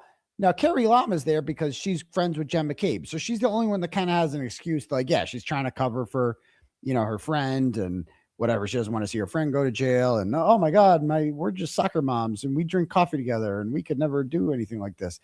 Bitch, you can and she did. Okay.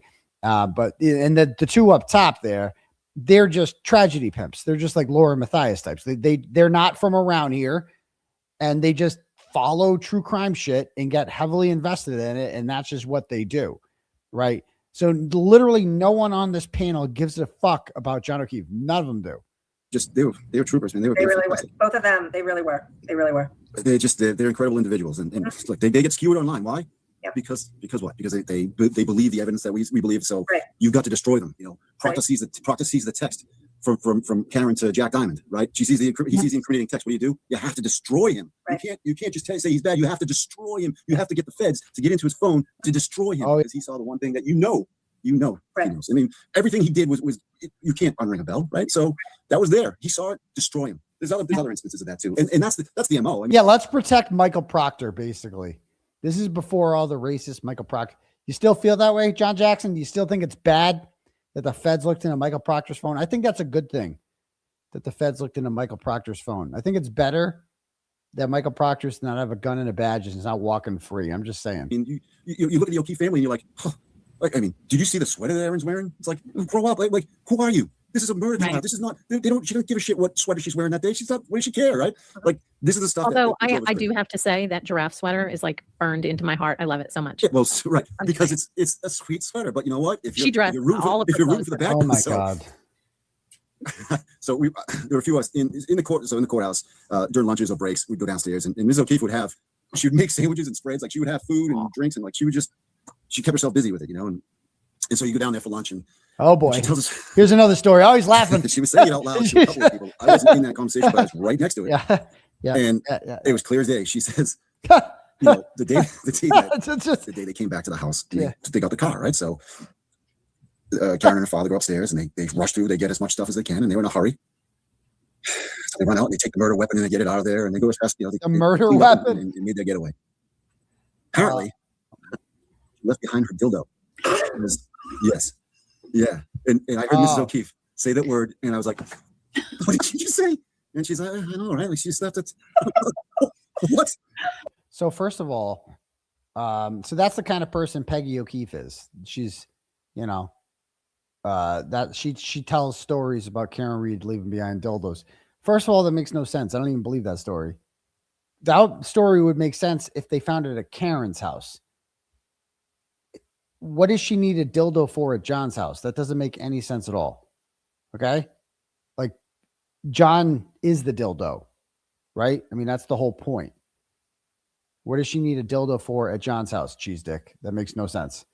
So I don't even believe that means that Peggy, this is what a piece of shit Peggy O'Keefe is, that she makes up she's really concerned about her son and everything getting justice. And what's she doing? Making dildo jokes about Karen Reed. Peggy O'Keefe, it's okay to be like, say it with me out loud. Peggy O'Keefe is a piece of shit. She just is. Okay. It's unfortunate that she's lost 2 children. Doesn't change the fact that she is, in fact, a filthy pile of human shit. Like, as bad as you get. As bad as you get. It's like, facts are facts. Sorry, Peg Leg. Sorry. It's a moment. It's a moment. You know, yeah. Dark humor. Funny. Something you don't ever expect Mrs. O'Keefe to say. No, I fully do. Do you have all girls, John? Or your daughter? Do you just have daughters? Do you have any sons? Yeah. I have all boys, and I could. That's probably what I would say in the same situation too. I would be like, you know what, guys? You gotta understand, like Miss O'Keefe is like I said, she's funny. She's very funny. Has a great sense of humor. But like, she's that like, what? What? Oh boy. Yeah. Oh boy. Peggy O'Keefe. That'll be clipped. That'll be all over. Whatever. Yeah. Good. Wow. Who cares? I mean, you know. I can't. Yeah. That's good enough. That's good enough, right? That's awful. Yeah. That's awful. But like, every bitch in here doesn't have a dildo. Like, all 3 of these hoes don't, because none of their husbands want to bang them. I mean, look at them. I mean, the top one, is she married? I mean, who would marry that thing? Look at her on the top. Just look at her. Ew. Gross. Disgusting. You ain't gonna get the real thing. Like, none of these hoes have dildos. Stop it. So these are the stories behind the scenes that, you know, the family, it's rough. I mean, it's rough, but you have to have small little bits of humor. And you know, Johnny would have laughed at some of the stuff. Yeah. You know? He would have laughed at the darker the funnier. Right. Right. The darker the funny. As long as it's funny, it's not crude or rude, like hateful or nothing like that. But like, funny is funny. Yeah, dildos. Yeah. Oh, sorry, John. Go ahead. I'm sorry. I said I've met a few of these people through here. I met Chris, very nice guy, briefly. Chris nice Albans, great guy. I met Brian once, you know, nice guy. Nice guy. Oh yeah, real nice. He you know, killed you your friend. Stories and stuff, and you know, you're like, then you meet, you're like, they're just a regular guy. He just met. Yeah, I just met the people who killed my friend, and we're just friends.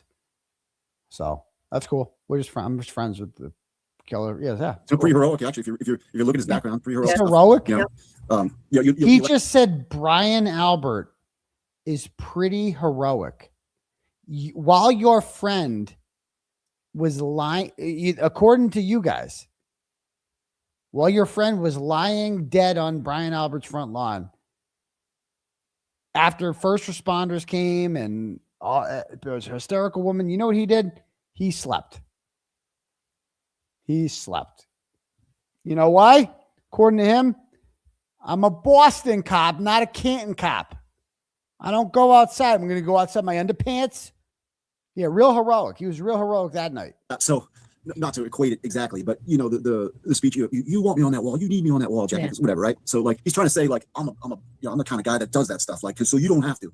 You know, maybe that's Brian Albert. I don't know. Maybe it is. He's cut from a cloth where he went into the darkest parts of the city and he did some of the roughest stuff and he dealt with some of the roughest people. And you know what? I mean, you just see that? Natty. Hold on. You know, maybe that's Brian Albert. I don't know. Maybe it is. He's cut from a cloth where he went into the darkest parts of the city and he did some of the roughest stuff. And Brian Albert is the sweetest, and so is Chris. Natty. Remember on the Boston Globe article the other day? What was the username? Natty. It was. I told you it was Natalie. I told you that was Natalie on the Globe. I figured that out. She's such a piece of shit. That brings me to my next thing here, and we'll read some turtle chat shortly. But Chris Curtis, I want to play this for you. We need to get this out to him. So here's some audio from WEEI that I want to play.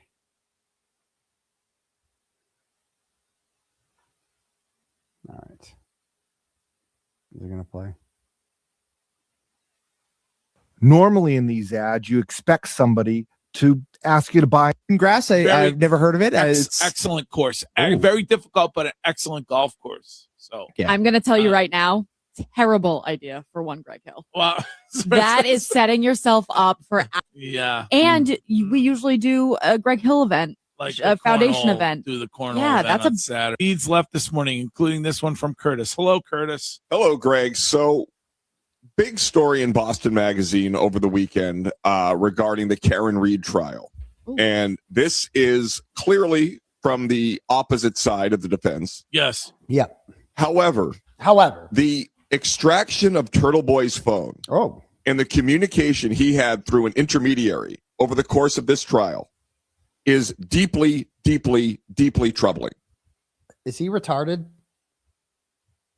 Does he not know that the Natalie messages have been out for like 3 years now? It's deeply troubling, he says. Go on, Chris Curtis. This is the producer. The notion that Karen Reed was communicating with a friend that now has turned on Karen Reed.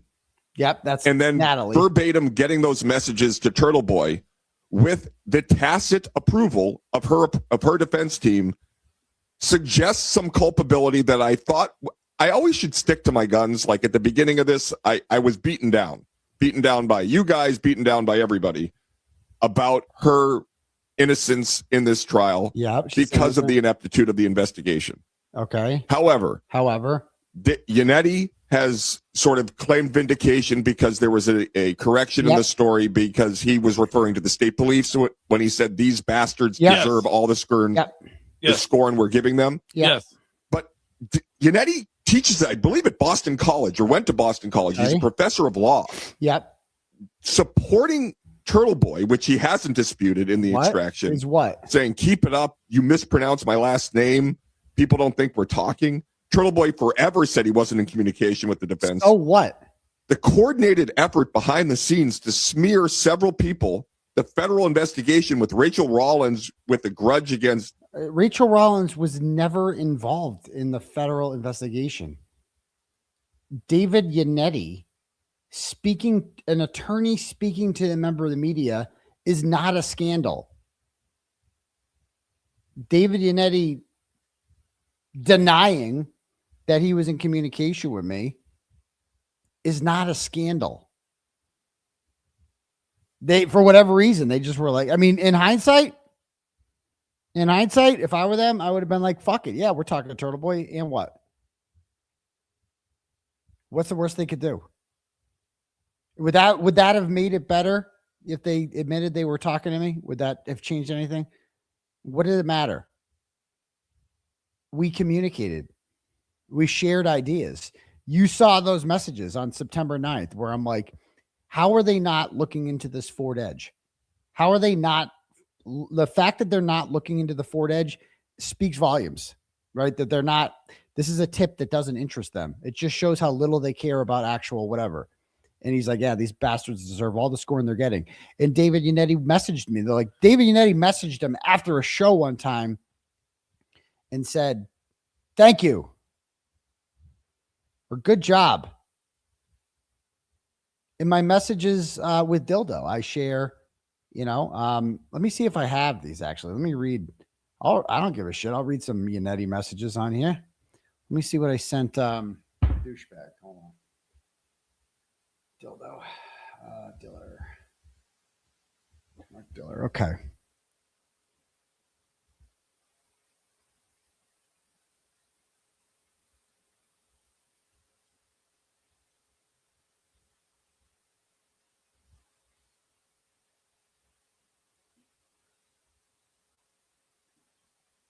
Did I send these? Okay. KR Communications. No, those aren't them.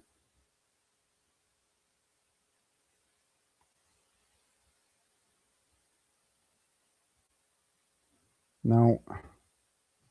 I know I sent them somewhere. I showed you guys the whole thing. Hold on. I'll bring it up. I got it over here. I got it somewhere. Give me 1 sec to bring up all my messages with the man himself. Downloads.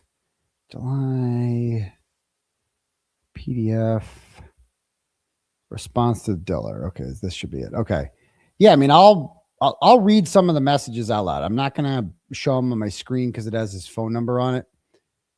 So let me read some of these messages from Yannetti. You tell me what they're really, because I have nothing to hide. I don't give a shit. All right. Yannetti message. This is on August 9th. Are you watching Wendy Murphy?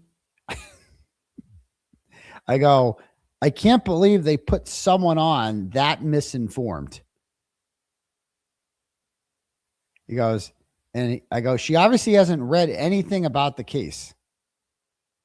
And that's it. We're just making fun of Wendy Murphy. August 7th. He messages me and he goes, the rats are realizing that the ship is sinking and they had better get on the right boat. Like, what about that sounds like a conspiracy? He's just like, all this is confirming that, like, we're watching this go down. We're watching this story fall apart. And we're like, my God, what's wrong with these people? And I go, of course. It seems like his attitude has changed, and whatever kept him from meeting with you previously is no longer stopping him. That's 𝗺𝗏𝗄𝗏. That's us talking about 𝗺𝗏𝗏𝗏. I go, it seems like his attitude has changed, because I had spoken with 𝗺𝗏𝗏 that day, and I told him, of course, I'm going to tell the lawyers that. I'm like, yeah, I just spoke with 𝗺𝗏𝗏𝗏. They're like, what? They couldn't believe it. They're like, you spoke with 𝗺𝗏𝗏𝗏𝗏? I'm like, they're like, he's been ghosting us for 18 months. And I'm like, say no more. I got you. I delivered 𝗺𝗏𝗏𝗏. Here he is. 𝗺𝗏𝗏 ain't scared no more. I made it. Here's your star witness on a platter. You know, this guy, he just told me the same shit he told you 18 months ago when he ghosted you guys. I got you. Oh, and it's so shocking why the defense liked me. I made witnesses like 𝗺𝗏𝗏𝗏𝗏 feel comfortable, right? As much as John Como wants you to make you think otherwise, right? Get the fuck out of here. Fly is, you know, and so that David Yannetti's response to that was, you better get on the right boat. And then oh my God. And then he goes, this is from Yannetti. He goes, off the record. Now it's on the record. Yes, our investigator got all that from 𝗺𝗏𝗏𝗏 early on, before he clammed up. I personally went down to Canton on a Saturday with our PI for the purposes of meeting 𝗺𝗏𝗏𝗏 and interviewing him myself, but he blew us off, and we haven't heard from him since. It's great to hear that the FBI has now gotten the same story from him. Isn't this yet another piece of information that causes you to say, how the hell are they going to proceed with this case now? I mean, look at this message. This is the message that they got. That, like, Chris Curtis is like, oh my God, I can't believe this. Look at this message. I want to show you this message. This is a message from Yannetti to me, okay, that I gave to Dildo. Where'd it go? Okay, it was a message, then just disappeared. Hold on. It was just there a second ago, right?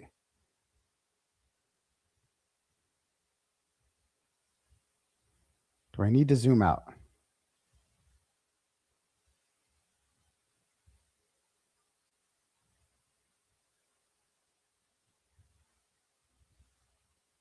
There it is. See that one? I go off the record. Yes, our investigator got all that from him very early on. Okay. Before he clammed up. I personally went down to Canton on a Saturday with our PI for the purposes of meeting 𝗺𝗏𝗏𝗏 and interviewing myself, but he blew us off, and we haven't heard from him since. It's great to hear that the FBI has now gotten the same story from him. isn't this yet another piece of information that causes you to say, how the hell are they going to proceed to this case now? He goes, having just returned from a very beneficial vacation myself, I want to wish you some peace and relaxation on yours. Well, he's always so proper. He's always so proper. Like, these are the messages Chris Curtis is crying about now. Like, Chris, what are you talking about? Like, this message to me, I want to shove this message up John Como's ass about this message right now. This message is David Yannetti confirming, just so we have the history books clear on this one, that the key eyewitness who testified at both trials that John O'Keefe's body was not on the lawn at 2:30 ghosted them. They could not count on him until Daddy came along and made Lucky Loughran realize he didn't have to be scared of the Alberts no more. The big bad wolf is dead. You don't have to worry about them, Lucky, anymore, you know? So what else did David Yannetti say in these messages? I had to print them all out.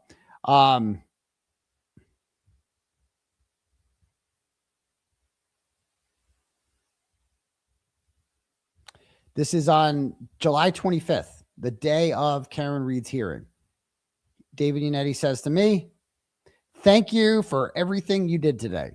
Looking forward to your show. So he enjoyed the fact that I had a crowd of people outside the courthouse supporting justice for John O'Keefe and Karen Reed. God forbid.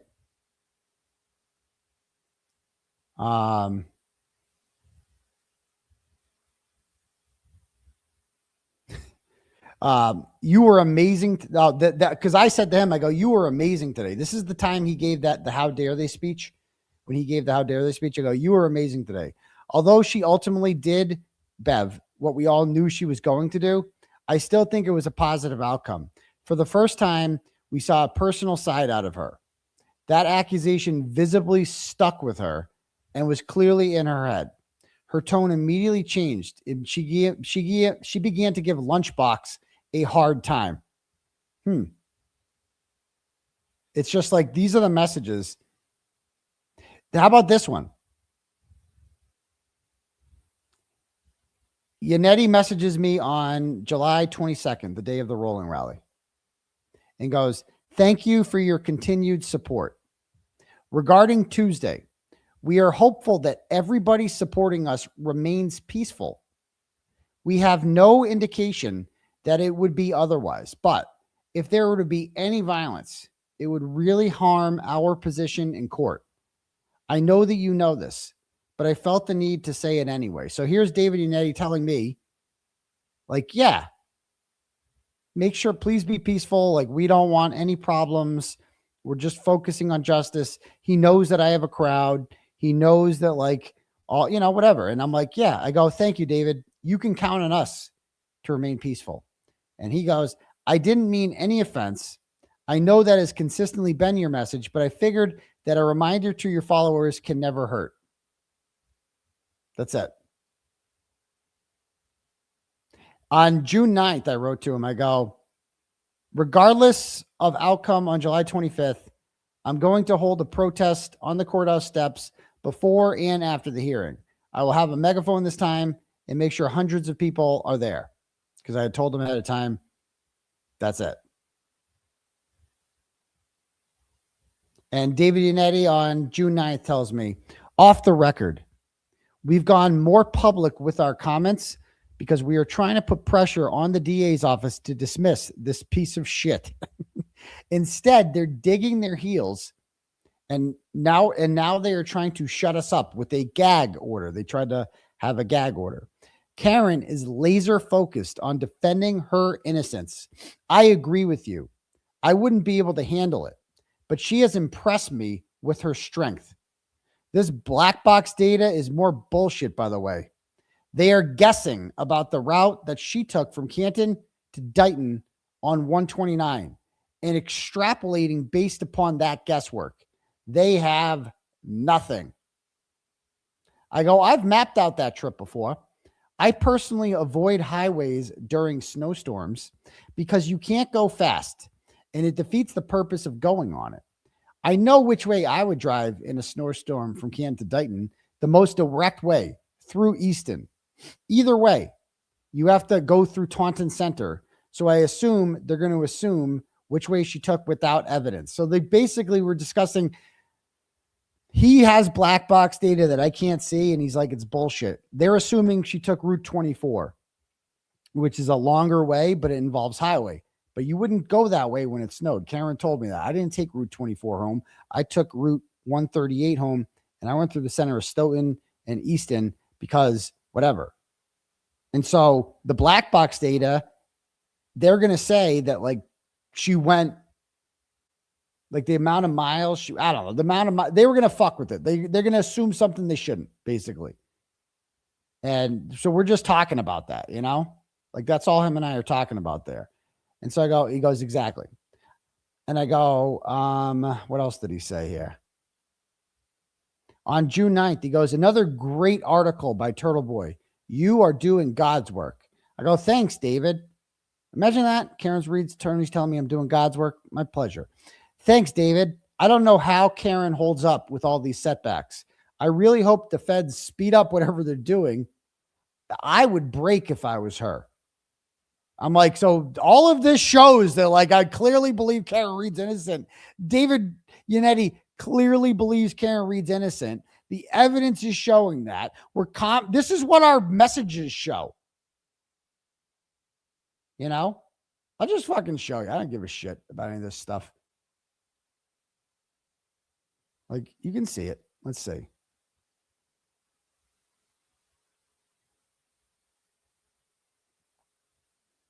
I'm writing something. We're talking about it now. I go, this is the, oh, this is about the, this is when, this is included in the Voss article. He goes, do you have a minute? I have some information for you. So he had a buddy down at Stoughton District Court who's like, Jen McCabe's here. She's trying to get a HPO on Turtle Boy. That's all, because it happens in a public courtroom, May 30th.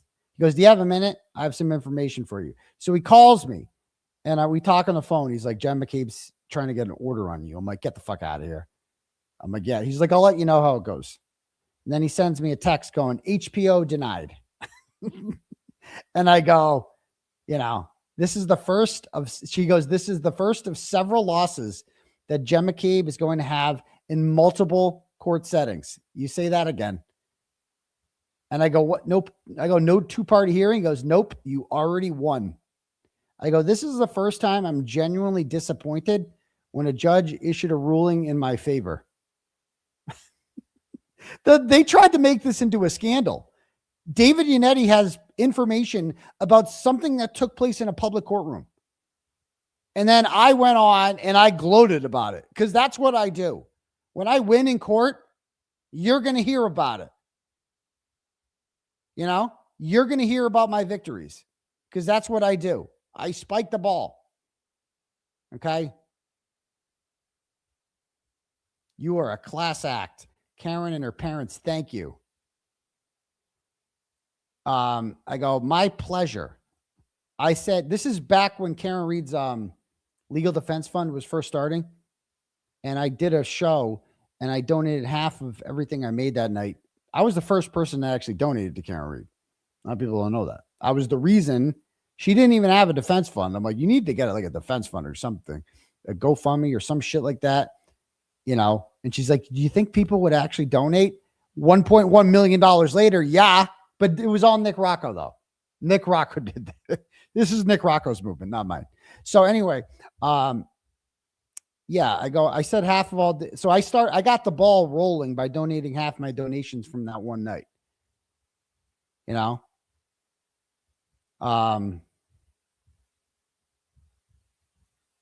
Yeah. So he gives me like public motions and shit like that. That's all. What's this one?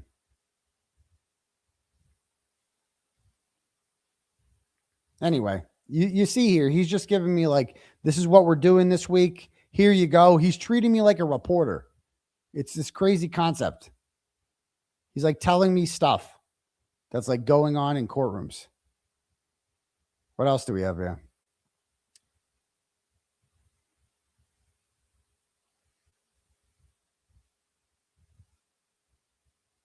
So, like, let's see what else we have. I want to see what's real bad about this. Okay, I go. This was on. Let me see here. May 21st. I tell him brainwashed. I go, all these people also these people respect institutions. They want to believe that our institutions could never. I mean, look, I'll show you this. I don't give a shit. This is a good one. This just shows how fucking in tuned I was. Look at this. So that's me at the top. I go brainwashed. But also, these people respect our institutions. This is May 21st, 2023. They want to believe that our institutions could never allow for something like this to happen. He says it several times. He doesn't like to think and prefers that experts tell him what to believe. Oh, this is when I spoke with 𝗺𝗺𝗺𝗺. I'm telling about my conversation with 𝗺𝗺𝗺𝗺. We saw this with so many times during COVID. It's human nature for many. These people all wear the thin blue line of court, but it's not for John. It's for the state police. They view her defense as an attack on the institution of the police rather than rogue police officers. And he tells me that is very smart analysis. Agreed. Off the record. He always would say it. Paul did say that his brother looked like he went 5 rounds with Mike Tyson. That is why I said it to the press months ago. So this is called like reporting. This is like a source. Like some shit was on the record, some shit was off the record. But here's my sharing my thoughts. I'm like, I think that the only reason that people are still on this, that they're not giving in, that these people still wear like support the police and all this shit, is just because we've been trained to trust institutions, but our institutions have like failed us. They've betrayed us. And that's why we're out here doing this. And that's what we're up against. I go, he seems like he can be convinced by me, so I'm going to stay in contact. That was about 𝗺𝗺𝗺𝗺𝗺.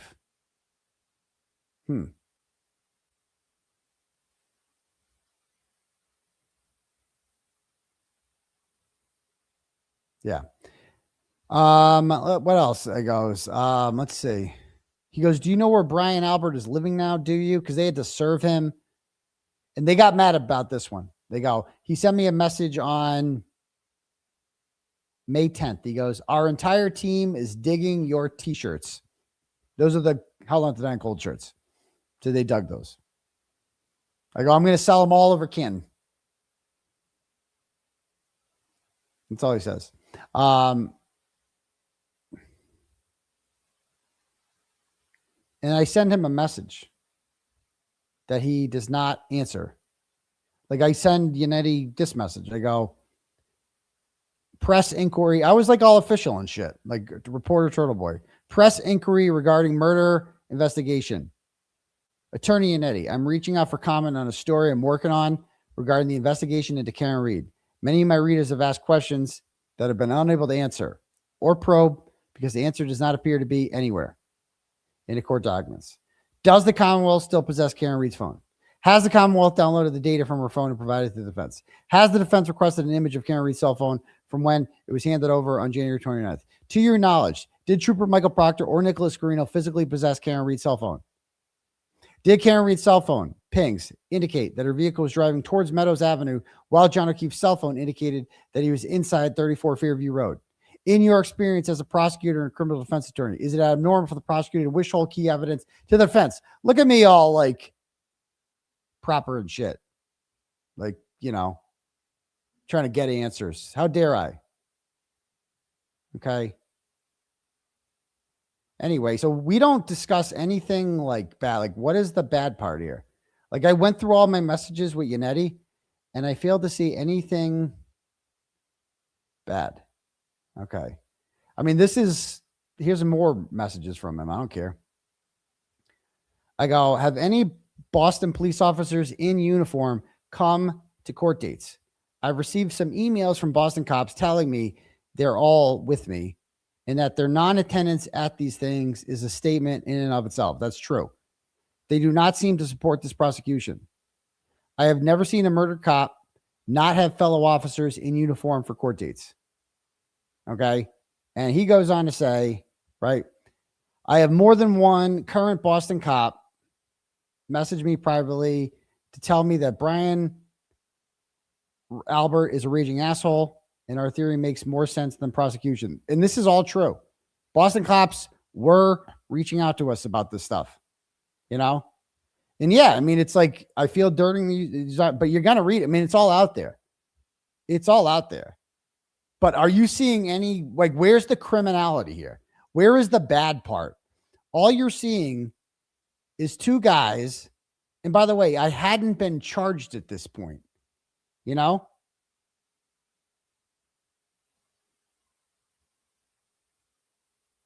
I hadn't been, you know, nothing had happened. So, like, what was the issue with him talking to me? Anyway, they have nothing. So, anyway, what do people think about that? It's like, all this shows that, like, I was a legit reporter. These are legit attorneys, and they are, yeah. Where's the beef? That's what I want to know. Where all this shows, this is two guys who firmly believe in Karen Reed's innocence, just shooting the shit, talking about justice, you know, maybe offering a little insight here and there. Here's a motion that we're going to be going over. Here's what I think. That where is the, like, can you go get the witnesses for me? Where does that appear? So let's listen to Chris Curtis again. Let's see what he's got to say. The DA 𝗵𝗫cy, there's a lot of things here that haven't been refuted that need to be focused on more, because the Free Karen Reed crowd has a lot of explaining to do from my perspective. Huh. So this has turned your opinion, Curtis. Well, was she not communicating with an intermediary to Turtle Boy? So what? Yeah, but I don't know how many times when somebody is charged in a criminal case. How is this news to him that I was? Yeah, bro, we established this like 3 years ago. I wrote an article explaining what a psycho Natalie was. And theoretically, they believe that they are innocent, that they aren't communicating with anybody who could try to help their cause. Right. And that's not a crime. Well, the federal, well, first of all, if you're not guilty, then you would just communicate with Turtle Boy. Why would you have an intermediary? Okay, so if she was not guilty, she would just communicate with me. Why would you need an intermediary? The intermediary lasted like 2 weeks, okay? Before Karen and I ditched her and just started communicating with her. Why would she go through an intermediary? Because she's being framed for murder and she doesn't trust anyone, you dope.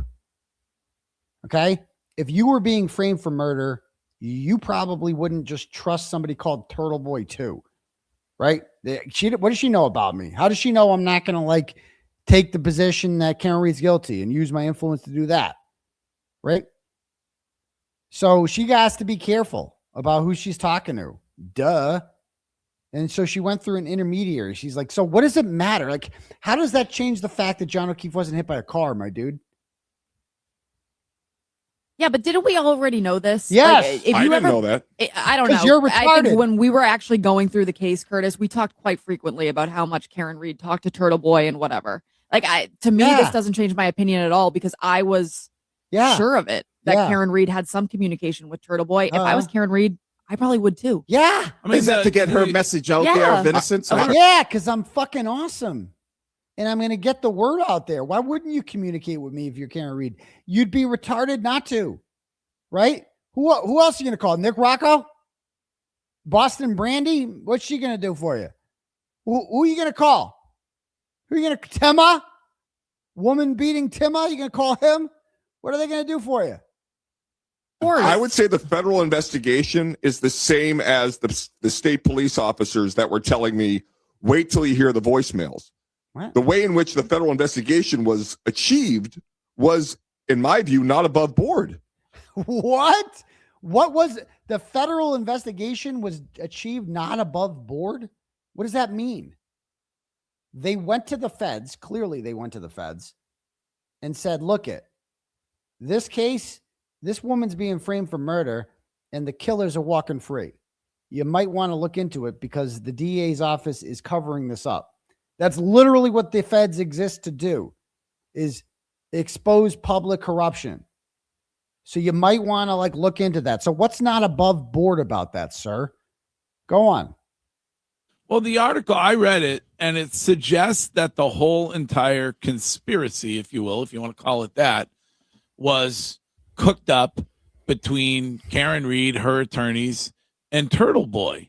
And that the first, it goes so far as to say the first mention ever of the conspiracy was in his blog, which is not at all true. Thank you, Hillman. The first mention of the conspiracy, the potential conspiracy, was in the Boston Globe. Yes. Thank you. Weeks before he even reported Months on it. before, It was in a months blog in before. the Boston Globe. Yes. I would ask, because that was the theory that the defense had, and the defense found that out from the federal government. Because well, no, the federal government found it out through them. But then again, if you pitch something to the feds, they don't have to look into it. You can pitch something to the feds and they can just ignore it. But they obviously thought something was up here, so they looked into it. We're the ones pushing for the federal investigation into but why? But you wouldn't, if you were charged with a crime. If you were charged with a crime that you did not commit, you wouldn't go to anybody who you thought could help you before you were railroaded into jail. Thank you. Okay, railroaded into jail, I guess. Oh, she was looking at years in jail. No, I know, but she wasn't in jail. To me, what? I look at the way in which. So she shouldn't have worked with some. She shouldn't have told a reporter who could amplify her story something because she wasn't in jail yet. What? They found themselves into the federal investigation, the breadcrumbing that was given to people in the public, and specifically the friend that is now a former friend of Karen Reed that served as the intermediary. If Karen Reed was innocent and this person was helping an innocent woman avoid jail time, why would she turn on her? Oh, that's a great question, Curtis. It's actually a really stupid question. Since you asked, let's bring that up. Look, what do we have here? Can't cover up part 215. Welcome to Natalie. See, he seems to be under the impression that Natalie is a normal human being. But anybody who has been following or anyone who's dealt with Natalie knows what a psychopath, attention-starved weirdo Natalie is. And so I want Chris Curtis. I want to clip this part just for Chris Curtis. So you asked the question, why, if Karen Reed's innocent, why would her friend Natalie flip on her? So I want to give you a quick review of this, Chris. Okay, pal? So Natalie, I was introduced to on April 18th, I think, of 2000, or April 17th of 2023. Okay. And she claimed to be a close friend of Karen's. She sends this message to a woman named Jennifer Altman. So Jen Altman had commented that Karen Reed was innocent before anyone else on April 13th. And then Natalie messages Jen Altman and goes, first, I want to thank you for standing up for Karen. She's a friend of mine since college, and this whole thing is a nightmare. And so she sends her pictures. Shortly after that, Altman got in touch with Natalie, got me in touch with Natalie to help with the background research of the case. Although I had the court documents in front of me, all the names were confusing to me, and I didn't have pictures for a lot of them. Natalie helped fill in the blanks. Do you know who Turtle Boy is? Jen Altman says he has a blog coming about Karen in the case. Do you have any pictures of Jennifer McCabe and her sister? Yes. I put you in touch with them. See your messages. Natalie, I'm getting you in touch with Aidan Kearney, who is Turtle Boy. He's doing and by the way, wait till you hear. I mean, Jen, I don't know if Chris knows this, but Jen Altman also now thinks Karen Reed's guilty because she got mad at me. And Natalie also got mad at me and then thought Karen Reed's guilty. Chris Curtis, you don't understand what Turtle Boy derangement syndrome is. The second you get mad at me, Karen Reed becomes guilty. It's just that simple. I know that sounds crazy, Chris, but this has happened dozens of times. We see it all the time. And it's always some crazy person that does it. And it's like clockwork, my dude. Twisted tragedies, go down the line. There's a whole bunch of them. They get mad at me. Boom, Karen Reed's guilty. Done. Okay? Called TBDS, sir. Hi, Altman. Thanks for putting me in touch. Let me ask Karen for her blessings. I go, I'd love to get the word out about this. And so she starts sending me shit. There's Jen McCabe, the first hearing, gives me all those pictures of her. Okay. I didn't know what any of these people look like. So she hears all the pictures. Hey guys, without me saying too much, it is very unwise to assume this wasn't planned. The defense has more bombshells. Okay. Teaching John a lesson was a plan at a minimum. Altman, let's lay low for a bit until the next bombshell. So Karen Reed wouldn't speak to me. So Natalie became my source of information. She seemed to have all the answers to questions. We spoke on a daily basis. I thought she knew everything. Boy, was I wrong. Okay. Natalie would message me all hours a day about the case, her personal life. She sent me videos of herself screaming like a lunatic at other drivers during LA rush hour traffic. Another video of her 5-year-old daughter locked in the bathroom. When I would speak to her on the phone, she would be rude and dismissive towards her husband, Mark. She would just yell at him, who she would complain about to me constantly. I had no interest in that, but I didn't mind talking to her about the Karen Reed stuff. Okay. However, I could see that others would find her smothering. In mid-June, I was contacted by a couple documentary producers. Natalie told me that she'd rubbed elbows with a lot of famous people from her time running her mother's high-end furniture company, and believed that my reporting on the story had potential to be a Netflix-level documentary. Okay. She claimed she wasn't looking for fame, but she wanted to be part of the story. Okay. And so then one day she just goes to Karen about the documentary, and Karen writes her the following message that Natalie sends to me. Okay. Karen says to Natalie, and this is your answer, Chris Curtis, because you go, Chris Curtis asked, what was his exact question? Let me see what he had. I'm going to play it again. A friend that is now a former friend and served as, if Karen is innocent and this person was helping an innocent woman avoid jail time, why would she turn on her? So Chris Curtis wants to know, why would Natalie turn on her? Allow me to explain. Allow me to explain. I need to cool off communicating with you, Karen says to Natalie constantly. I begged you last night to give me the night to unplug. And then I get literally a dozen more texts about this documentary and how suddenly the producer is contacting you and you've inserted yourself into it. This is the exact opposite of what I asked you to do to help me out last night. I needed a break because I had an insane day and needed to rest and to try to clear my head and calm myself down. You proceed to blow up my phone until close to midnight. This keeps happening, and I am incredibly bothered by it. The same thing with negative comments that I begged people not to send me. You still had to send me stuff. Please give it a rest. Please do not reach out again until I contact you. So to answer Chris's question, okay, why did she suddenly turn on her? Okay, because these are two women who were both very difficult to deal with. And Karen Reed is factually innocent, did not hit John with the key for their car. Totally get it. But she's also a handful. Okay. And she's also easily irritable and once people are no longer useful to her, she kind of, see you later. That's kind of her thing. Okay. But she didn't hit John O'Keefe with her car. So it doesn't matter. She doesn't have to be like the greatest person in the world. Doesn't matter. She's just innocent. So that she's an innocent person with personality flaws. Big deal. Okay. Being framed for murder. And she's also under a lot of stress. So she told Natalie's very smothering. Natalie wouldn't stop messaging Karen all hours of the day.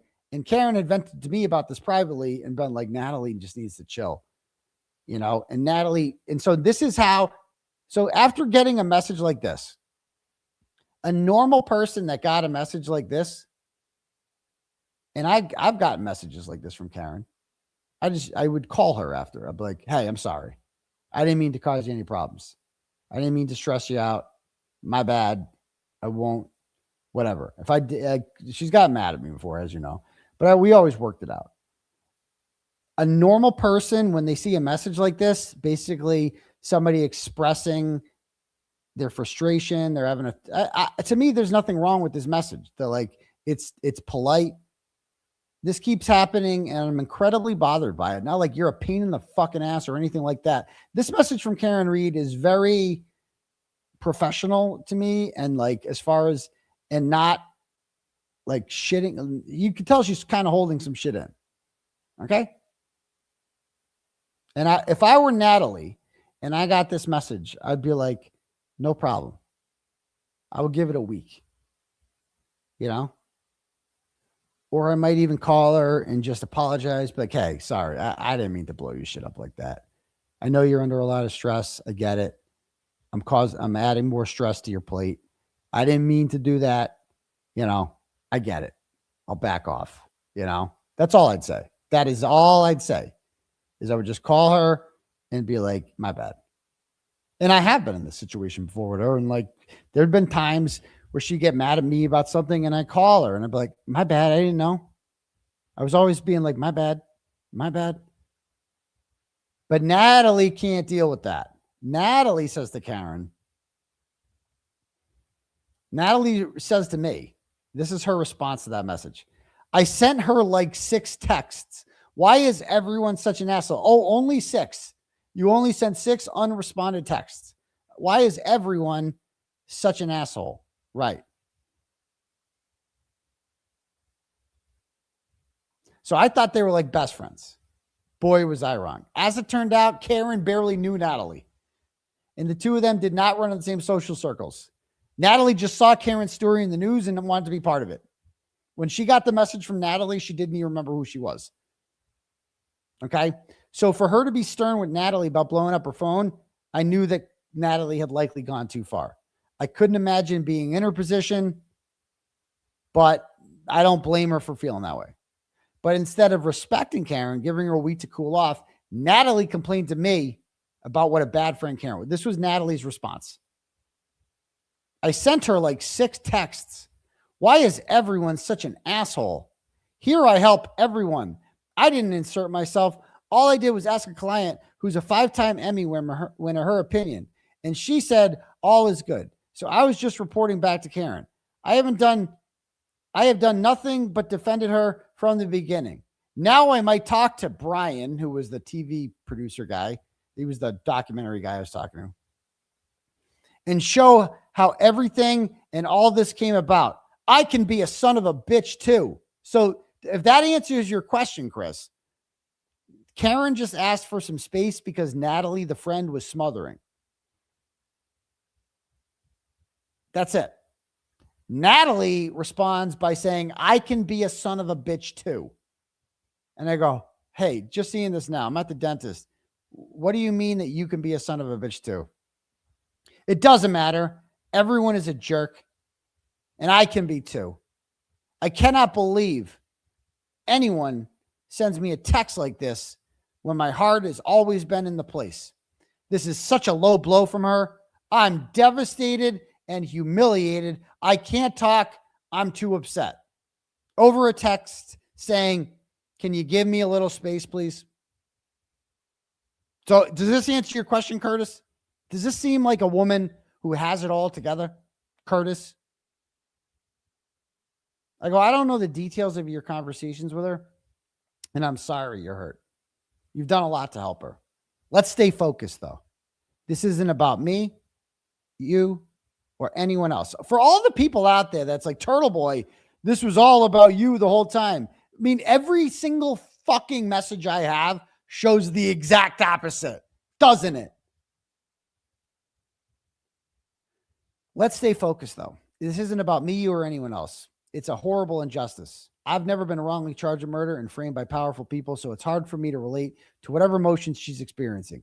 But it sounds like she's on edge and easily irritated. As a man, I know that nothing you say, women are this upset, will make them less upset. How do I know women better than Natalie does? How do I know that, like, when a woman says something like that, you just got to give her space? I know that as a man, but Natalie as a woman somehow doesn't fucking know that. And she is a woman. That makes no sense. So I'm like, can you just give her some space, please? She might talk to you in a week. Just give her some space. Okay? That's it. You called me about the documentary. I texted Karen and she said she's uncomfortable about you doing the documentary now, and you should slow down to make sure these people are legit. So she's trying to turn me against Karen here. So I texted my client, Corinne Nelson, who's a 5-time Emmy winner. Again, a 5-time Emmy winner.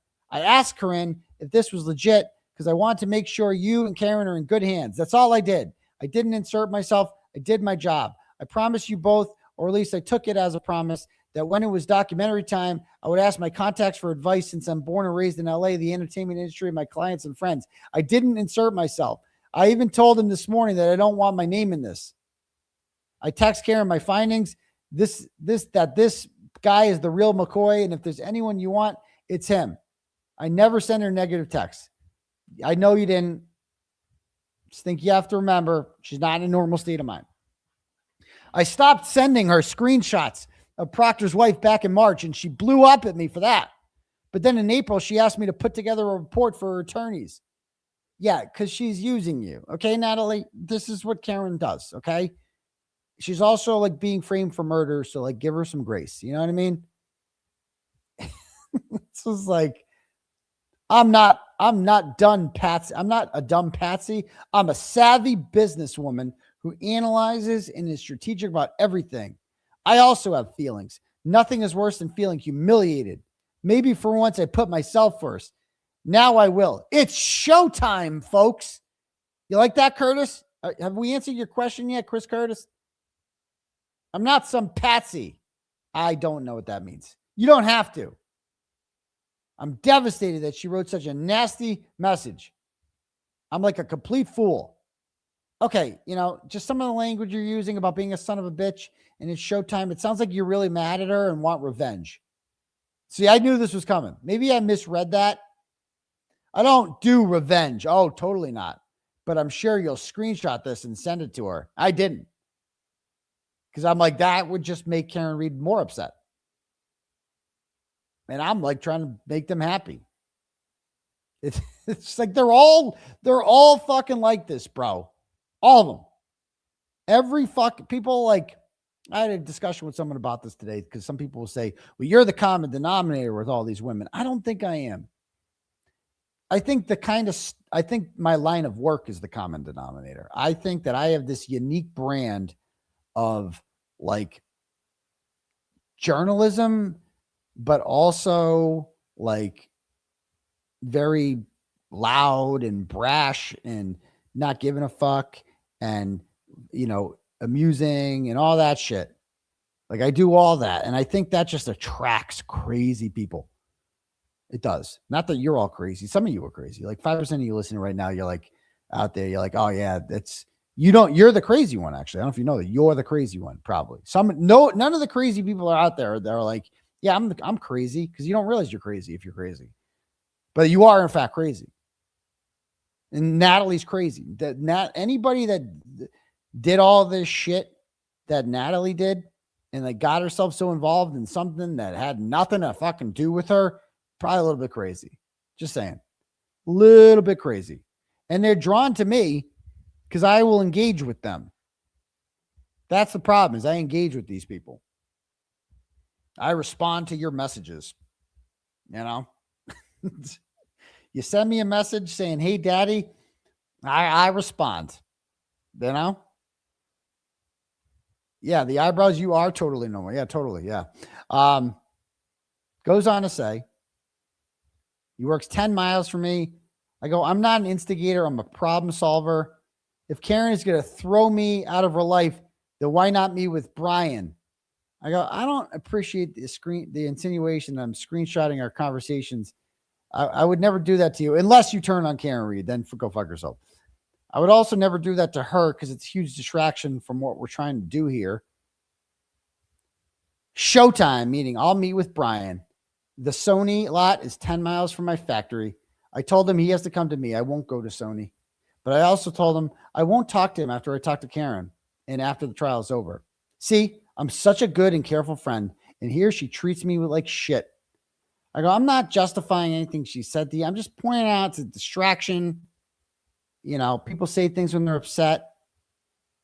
I can't believe she hasn't texted or called to apologize or discuss. Meanwhile, I was talking to Karen, and Karen, she didn't want to hear what Karen was saying, because Karen's telling me, oh, I'm never fucking talking to her again. Fuck her. She was done with Natalie.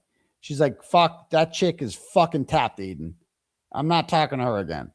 She's fucking nuts. And I'm like over here, and I'm like telling her, like, and I'm telling, I can't tell Natalie this though. And I'm like, if I was keeping shit for both of them, if I tell Karen what Natalie's saying, Karen's gonna be like, fuck her. If I tell Natalie what Karen's saying, she's gonna get even more mad. So I'm just sitting here. I'm like, I am not telling either of these bitches what the other one's saying, because that's just gonna cause more problems. Neither of them is giving in. Okay, there's Natty. Okay, and then, but she wanted Karen back because she's like, without Karen, then she's not in the mix. And why does she flip, Chris Curtis? Because she had to be involved. Karen Reed cut her out, and that made her mad. And as she said in her messages, Chris, it's showtime. I can be a son of a bitch too. That's why she did it. I know it sounds crazy, Chris Curtis, but welcome to the land of Turtle Boy derangement syndrome, right? Natalie literally turned on Karen and decided that she was guilty because Karen wouldn't be your best friend anymore. Okay? Yeah, I'm trying to be Switzerland. I'm trying to be up there, be like, hey, bitches, can both you hoes calm down? And I'm like telling them both, like, you know, give her some time. Like, it'll be okay. Karen will come back. And in my head, I'm thinking, I know she ain't coming back because she told me she ain't coming back, but I can't tell this crazy bitch this because this bitch talk about showtime. And I got to calm this hoe down. Like, what the hell? I go, I can try. She wanted me to go and talk to Karen. Can you tell her there's no need for her to be mad at me? It's so ridiculous that she's ignoring me. I go, yeah, I can really try. I'm like, bitch, I know what Karen thinks, and she ain't coming back. I could try, but I'm really not comfortable playing mediator. I don't want to be in the middle. It's not being mediator. You can just tell her I'm upset and don't get why she's bitter. You understand, if I tell her that, that's going to make her more upset. If I tell her that you're bitter and upset, Karen's going to lose her fucking mind because she already doesn't like you. What Karen wants to hear right now is Natalie's sorry. Natalie realizes she didn't respect boundaries. Natalie won't do it again. That's the only path for redemption for Natalie. But Natalie's incapable of that. She goes, you can tell her that I'm bitter and don't get why she's bitter. You don't have to be in the middle. Just be like, hey, lighten up. Yeah, that's what I'm going to do. I'm going to tell Karen Reed to lighten up because that'll go over well. Right. I go, that sounds a lot like being in the middle. Oh, just ask her if she's done with me. She's done with you. I don't even know where she stands. I go, why don't you just ask her? What did you say in response when she sent you that message last week? I sent her a message yesterday or the day before saying hi. But did you address the message she sent and her concerns in it? No. Well, maybe you should do that. I feel like that would be better. Don't you? Listen to me, all reasonable and shit. You two are never going to get along if you don't hear each other out. No, because she won't reply. She could have called me, considering everything I've done. You know, see, that's not fair, in my opinion. I'm just asking you to inquire. I go, you're coming at this like her concerns aren't valid, and it's incumbent upon her to call you. She's being framed for murder. I've done nothing but help. Well, friendship is a two-way street. I've been so helpful and generous. I'm just asking you to inquire. I've told you like 5. I don't know Natalie that well. And I no means no. I said no. I'm not comfortable with doing that. I'm a journalist. I'm not like a freaking mediator. Like, what do you want from me, ho? Can't you just inquire? I'm asking to inquire. Can't you inquire? I tried calling her a few days after and she didn't answer. I go, she'll know you asked me to if I do that. I know from dealing with you people, women, that sometimes the best remedy is space. I'd recommend letting it be for now, and she'll call you when she's comfortable. From experience, it only makes things worse when someone wants space and the other person contacts. I don't see anything wrong. She just won't take no. She will not take no. I don't want any part of the drama. I'm making that clear right now. This is too much. Now I need my space from Natalie. I'm getting there. I'm not asking you anymore. I know she hates me, which I think you knew all this time. There's no drama. I was simply asking you to be a friend to me and level with her. But I understand there's no leveling with anyone who hates me. I go, this shouldn't be drama. I've told you I'm not doing it, and you're not respecting that. You're not understanding my point, and that's okay. All I want to know is I know where I stand. Okay.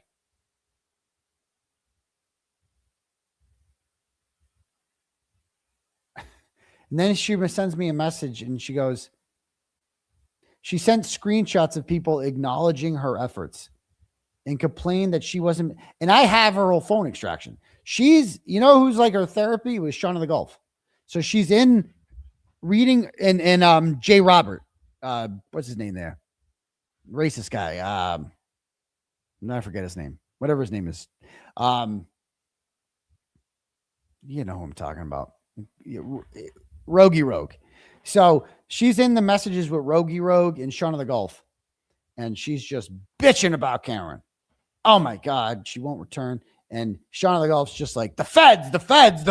You got to read the messages between her and 𝗀𝗲𝗃𝗃. We got to do a whole show on that because he's just like, focus, Natalie. The feds are coming. The feds. Trust me. Turtle Boy's bad. He hated me. He was so jealous of me because he was like, I should be the star of the show. I'm the one they really want. I'm McDonough. She never gave him McDonough, though. She was loyal to him. Yeah. Okay. Anyway. So back to, anyway, she just keeps going on and on. I go, this is too much. I don't want any part of this drama. You know, I'm just done. And who did she send these messages to? She sent these messages to like other people. I think the Roccos and others. I wish Karen would see the good I'm trying to do. And blah, blah, blah. Okay. Oh my God. Look at all this, Natalie. Anyway, so that's Natalie. And to answer Chris Curtis's question, that's why Karen Reed was betrayed by her. Not because he's under the impression that Natalie, that if she, let's listen to that question one more time. What happened to it?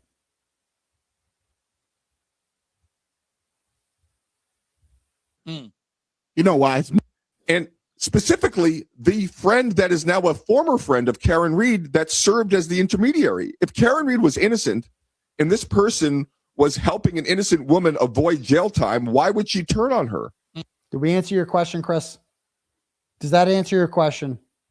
She turned on her because she's a psychopath who couldn't stand rejection, and Karen Reed didn't want to be your best friend anymore. And so because Natalie really was just in this for attention and didn't give a shit about justice, she decided Karen Reed, if she couldn't be famous through Karen Reed, she would be famous for being the person who snitched, who like turned on Karen Reed. And she was welcomed with open arms by all the bad guys. She's like, here's all my screenshots of all my messages with Karen Reed. That's how. That's why. Hopefully that answers your question. You know why? It's money. Always money. No, at the end of it. No, not money. That might be your motivation. I don't know. Right. I mean, why would you turn on somebody like to Curtis's point that you were friends with, that you're trying to help get out of a situation, unless there was something maybe like, oh, the story's going to be told afterwards. I don't know. Right. There's some money involved. Like, I helped you during this time. Where's my payout? Yeah. So, I mean, that's the way I would look at it. I didn't know that Turtle Boy had a YouTube right after the accident and the death of John O'Keefe saying that Karen Reed clearly did it. Yeah, well, I think a lot of people felt that way. And then there were 4 different experts who testified at the trial who said that there was absolutely no way that a car caused those injuries. I just find it rich that David Yannetti is bitching about journalistic integrity when he was using Turtle Boy the entire time to get his own message out. You can't have it both ways. Why? Journalistic integrity. He was bitching about journalistic integrity because Gretchen Voss published something that was untrue. And meanwhile, what's no way that a car caused those injuries. I just find it rich that David Yannetti is bitching about journalistic integrity when he was using Turtle Boy the entire time to get his own message out. What do you mean using Turtle Boy to get his message out? You've read the messages with me and David Yannetti. Do you ever see him using me to get any message out? And these are apples and oranges. The journalistic integrity he's claiming that Boston Magazine lacks is that they publish false information. I have never done that. The information that any information I got from the defense is factual. That's the difference, Chris. I publish factual things. Gretchen Voss doesn't. She publishes lies. Can't have it both ways. All right, Curtis, thank you. We are going to get to Courtney's first lead back on the show after 4 months. I'm a bit nervous. Are you nervous? Well, the first one back this morning, really? Yeah. Like on the way in? Yeah. No, driving? I was doing some research as Okay. So anyway, that's that. All right, cool. Let me read some more turtle chats here. Because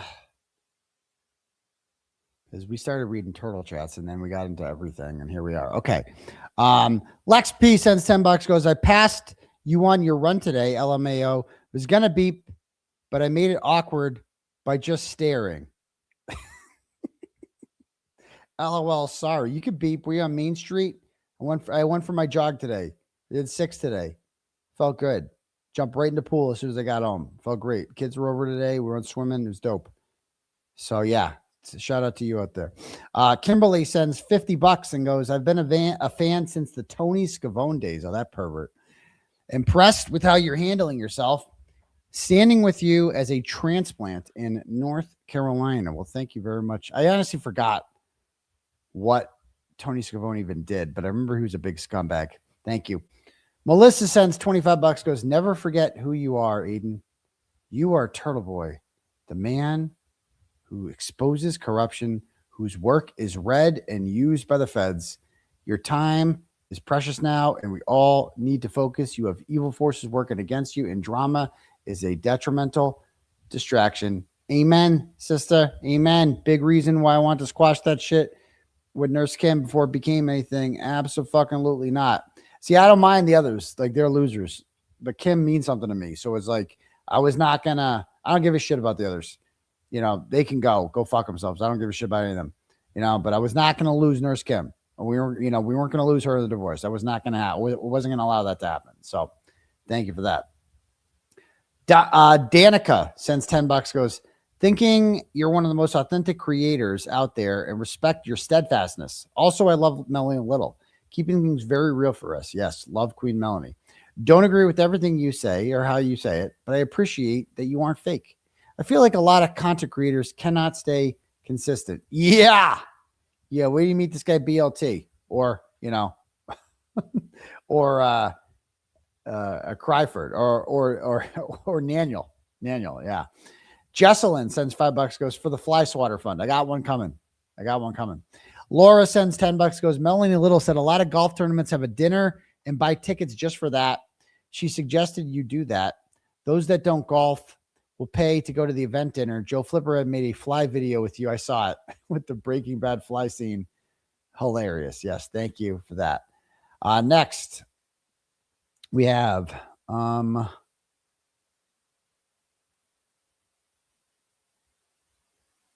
okay.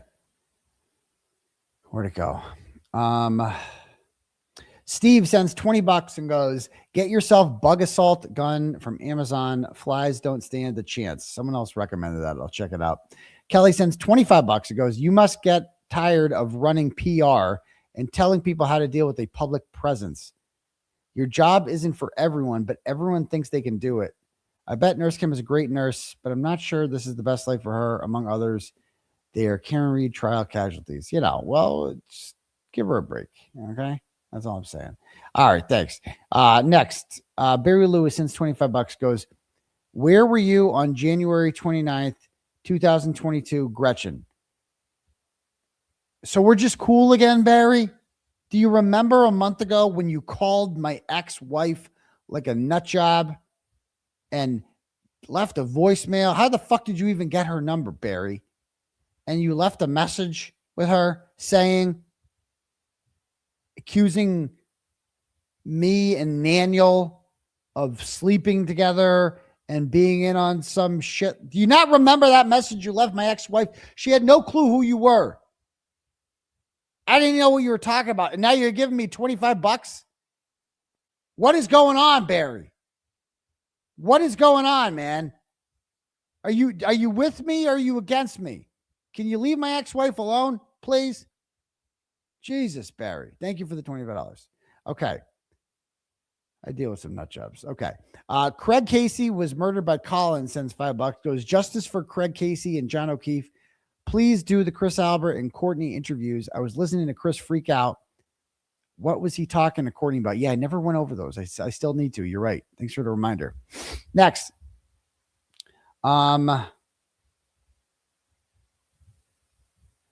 Robert sends $25 and goes, Turtle, look for the bug assault gun on Amazon. Third person that's told me.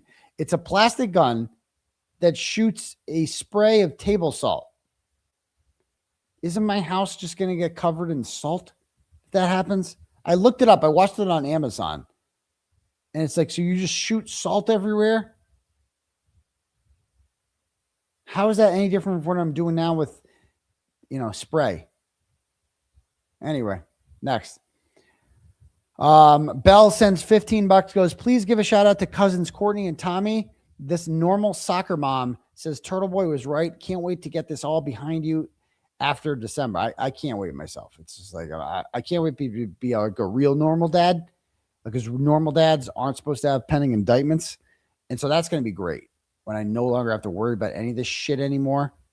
And the bail revocations with, I'm not worried about conviction. They'll never convict me. But like, it's the bail revocation shit. The fact that and like people take advantage of that. Like in this New Jersey situation, it's such bullshit. Like, I don't even know what I'm indicted for. I still don't even know. Right? Whatever it is, it's fucking made up. I still don't know. I haven't cyber harassed anyone. This person's a lunatic. Okay? We're not even going to get into this. Other people could talk about it.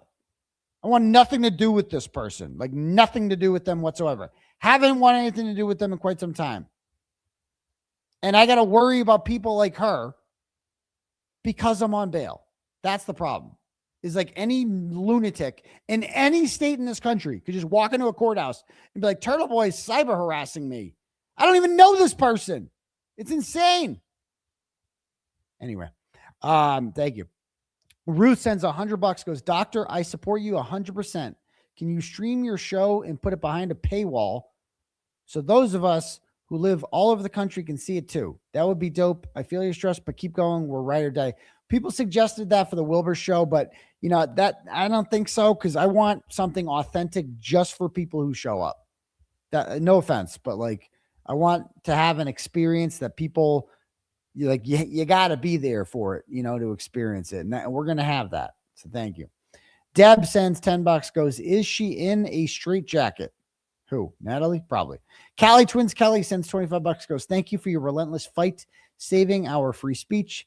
Oh, no, you're talking about Lauren Matthias. Yeah, maybe. The entire country owes you for your sacrifice. Well, thank you so much, Callie Twins. Kelly. Cindy sends $10, goes, not sure if you saw Flip's mashup, but I watched it 100 times and literally never laughed as hard as I did at you yelling, get down. I was laughing on the live this morning, but Flip's video is just gold. Then tonight I saw a fly in my kitchen. I sprayed it. Is that what it's about? Hold on.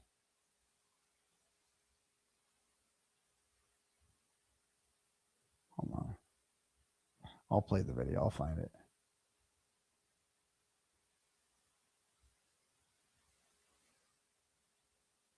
The fly. Okay. Hold on.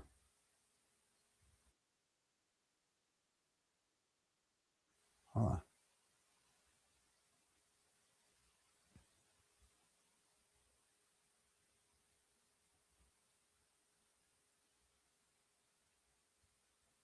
There's been a contamination. Wait, what? So exactly what kind of contaminant are we dealing with here? By the way, I am killing so many flies.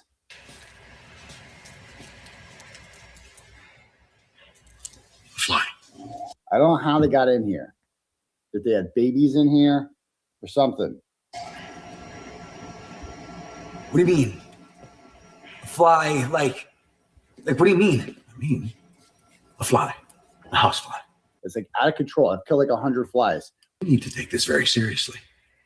Now, do you understand? So is that your fly saver? With this, I just go around. This incapacitates them. You just, because flies are hard, fast, and they're quick and they're agile.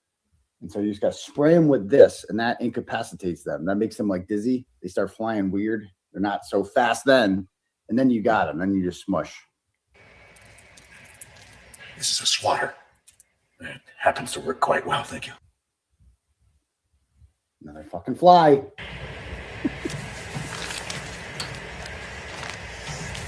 I'm going to get him. Get down.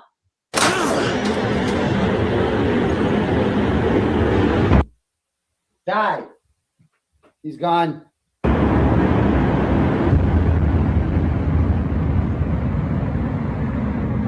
He's done. Oh, get down. Goodbye. Good night. Oh, Zach! Somebody got caught, yo! See ya. Goodbye. So either they agree with me or get down. Hold on.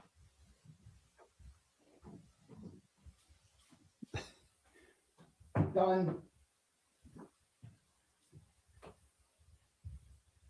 All right. That's an interesting mashup. All right. Next up, let's see what we got here. Ghosts of Turtles Fly sends $5. Goes, listen, Turtle. The more I listen to Johnny and the other retards talk about their hate for Karen, I can't help but think about one thing. And it's when a few of the McAlberts are finally indicted for John's murder. Oh, God. If that happens, I will come in my pants, like straight up. There may be an immediate surge of TBDS folks and the McAlberts attempting to unalive themselves. These people spend their whole lives hating on you and Karen. They won't be able to handle actual reality. Mark my word, they've already mentally ill folks playing with fire. I mean, that would be amazing. Andrea sends $5. Goes, for some reason, Gretchen Voss's face reminds me of the leprechaun from Leprechaun horror movies. Okay. Mary Swampass sends $10. Goes, there are degrees of crazy. Fun crazy all the way down to Delulu. P.S. Love you, Brow Daddy. Well, thank you. Some crazy's fun. I'm attracted to crazy. There's no doubt about it, but you're right. There are degrees of this. Thank you. $5 from Alana and says, haha, Chris the Koala claimed on Twitter that he's hired someone around to follow your golf fundraiser with a bullhorn to scream obscenities and said, apparently it's called petitioning. Faggot. Okay. I mean, like I give a shit. Okay. I don't think they will be welcomed at the golf course, but they're welcome to try. I don't think they'll last very long, but okay, cool. Let me read some Cash Apps if we have any here. Awesome.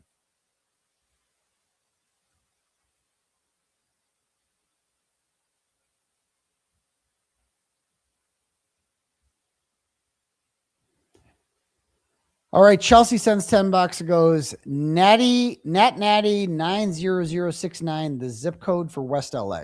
Okay. Thank you, Chelsea. Shanna sends $20 and goes, or Shana, and says, for defending the actual truth. Well, that's what I'm here for, dear. Thank you. Corey sends $10 and goes, for Lauren is wearing mummy camo chick. Okay. Don't know what that means, but Julie sends $20 and goes, for Brow Daddy. Well, thank you. Brow Daddy's back.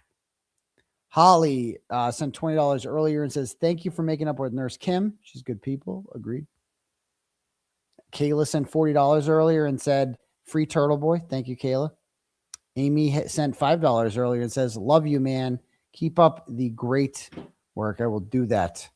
Let me just refresh the turtle chats here so I don't miss anyone. Okay. Some membership stuff in there. Boss Babe's a new member. Welcome aboard. L Smooth says, love Turtle Boy in Canada too. Thanks.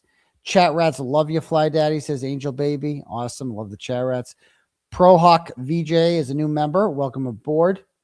Marla R says, fly babies come from maggots. Check your kids' rooms for rotten food. I would know. There's no rotten food there. I know where flies come from. Crush the Commonwealth, Heather says. The law and facts are on your side. Get fly window tape. Works great. I'll give that a shot. Thank you. Captain 3 says, 9 months. Remember from 9 months? Makes me sad for Baby Clay. We'll never forget Baby Clay. Gone, but not forgotten. Give 5 memberships from Colleen. Congrats to the winners. Janelle says, I commented that you were guilty of doing a better investigation than CPD and MSP and got 800 plus likes on Facebook. How about that? I mean, it's true. You saw the ratios on there. It was bad. Arizona is a new member. That's great to see. Awesome. Hillary gave 5 and then she gave another 5. So congrats to the winners. I have nicknamed the flies super chat, says Jeff T. Whatever. Thank you, Jeff. Appreciate that. Carrie sends is a member for 8 months. It goes, proud turtle cult for 8 months. You've got my support, Aidan. When the flies start talking back, run. Yes. Make that 11 for Hillary. 11 gifted memberships. Hey, Christina Mack is a new member. Welcome aboard. JJ Canton is a new member, and that's great. And Cole Stark says, hey, Turtle Boy, you're the man. F the haters. We'll do that, sir. Junes says is a new member. I hope you like your stay. Sino says, electrified tennis racket for the flies.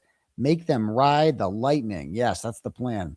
And Hayden's Ma says, spray flies with hairspray. Everybody's got an answer for the flies. I'm the Lord of the flies, so. You guys watch that show on Netflix? It was good. It was crazy. And Gina and sends $10 goes, buy a fly swatter, please. I know. I got it. We got the flies will be taken care of. We're going to get them. But okay. All right, guys. So I think that's it for tonight's YouTube presentation. Can we just read some BLT tweets to end it? He's having like a meltdown. I want to end with BLT tweets. Okay, at LTL. Okay. Because he's having a tough time. You got to read his tweets. He's so mad.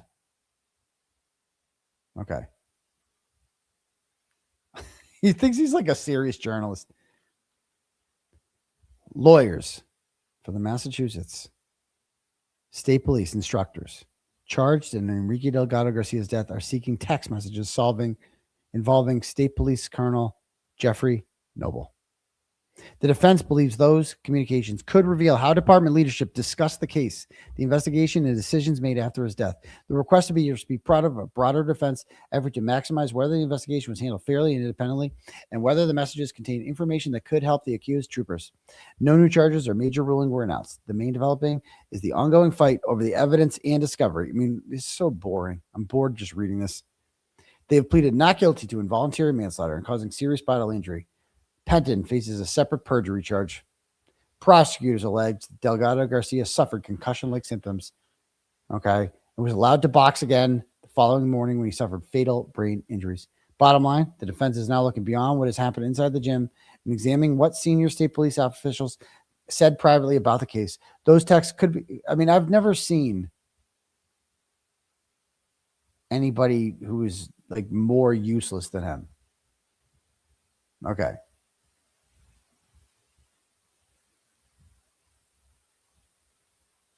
Okay. He didn't go to the hearing? Okay. Awesome. How about this one?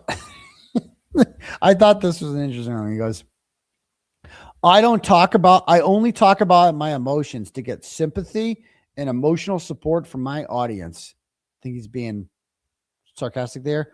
Wasn't this video taken on the 4th of July? It looks like his guests in the background are getting their annual trim. Sick friends, bro. So it appears as if he's saying here that I have no friends because I took a picture in which I am alone in my backyard. That appears to be what he's saying here. And his response to everyone's like, bro, you're not good at this, dude. And his response is a gif of me doing the blowjob.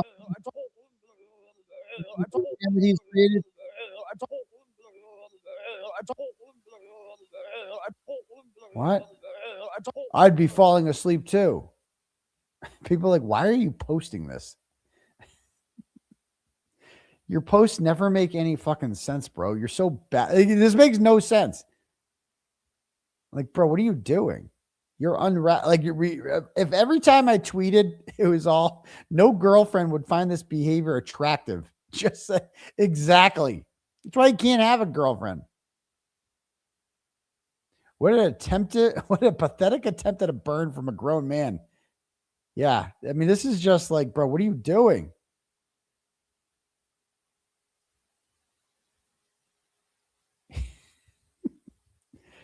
You know, so he's very mad about that. What else was he saying here? Aidan blamed Sandra Birchmore for her own rape. That's a lie. Arguing that because she knowingly had sex with police officers, she bore responsibility for what happened. Absolutely not. He even went so far as to suggest that she may have been attempting to set up Matthew Farwell. What? I stopped watching at this point. No, you didn't. You were praising me, bro. You were praising me. The day of the freaking acquittal. What are you talking about? Okay. And he belongs in prison. So LTL is sharing shit that's saying I belong in prison. Okay. How about this? This morning, instead of talking about how he's going to beat his cases, he goes right to Nurse Kim. I'm done. Done. You're dead to me. So he's really trying to capitalize on this because he's listening to everything I say. And like, by the way, that whole thing was pretty mild. And by the way, we're made up. We're cool now. Okay. Everything's fine. He's like obsessed. You know, and he's like, what are we talking about, babe? You know, and this is what he does all the time. He starts a fucking thing, a poll, saying, whose side are you on? Oh my God. These guys live for this shit. Hey, Nurse Kim, he was never your friend. He'll never be your friend. He's only out for himself. No, bro. See, she matters to me. You don't. Like, what do you want, bro? Oh, shut the fuck up, hair plugs. Go on more videos and lie about it. Oh my God. This is the only video I saw. Okay. She's never going to fuck you, Brian. You're gay. What a ratio. I just found out how jealous you are of 𝗲𝗄𝐿. It made me chuckle. Hey, Brian, we're just never going to stop making fun of you ever. You should quit. You should quit. No, actually you shouldn't because we like making fun of you too much. We're never going to stop laughing at you, bro. Ever. Because you're a joke. You have no friends. You're a loser. You go to bed alone every night. You're going to die alone. No one wants to be around you. You're a pathetic loser. And you know who else thinks you're a loser and doesn't want to hear from you ever? Karen Reed. She thinks you suck. Karen Reed told me you should quit. And she doesn't return your calls anymore, does she? Because she has no use for you because you're a fucking loser, bro. Loser. Loser. You and your fake suicide stories. That's what they are. They're fake. You're fake. You don't want to run into traffic. You just suck and you want people to feel bad at you because you're a loser. And with your fake hair and your bullshit. You can't afford a studio anymore because Turtle Boy's mean to me. Everyone's being mean to me because I suck. Yeah, talk to 𝗵𝗵𝗧𝗂 about that. Maybe she can explain it to you. I mean, how many times are you going to post the same meme, dude? Over and over again.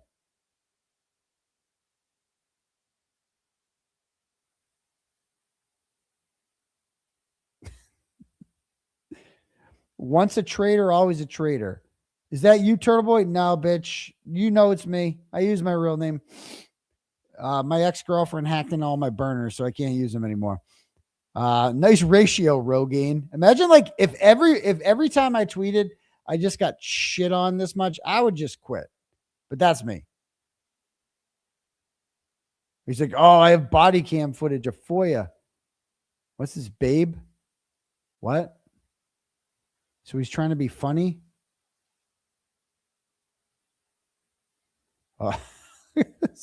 Where? What is this? Where? Look at this. So this is, I want to see this actually. Now I kind of want to see this. Where have all the flowers gone? Okay, I think what he's saying there, actually I want to see that screen cap. I think what he's saying here is that all of these people have turned on me. Let's see. Mazzamedia, still my guy. Machado, not so much. Jimmy, still my guy. The Baker, still my guy. Melanie Little, still my guy. The Glare, still my guy. Nurse Kim, still my girl. Okay? So it's just Machado. It's just Machado. That's it. That's the only one I'm not cool with there. Right? And so what's this? It's right away. A lot of twos. All right, Jimmy, you got the X. You got the X. What? What's this? You got the X. What happens here? You got the X, Jimmy. Let's take a look. D, thanks so much for the 440 joules. Heather, becoming a new member. Up in the member. And we got L'Oreal. Thank you so much for the 499. All right, let's talk about Nurse Kim.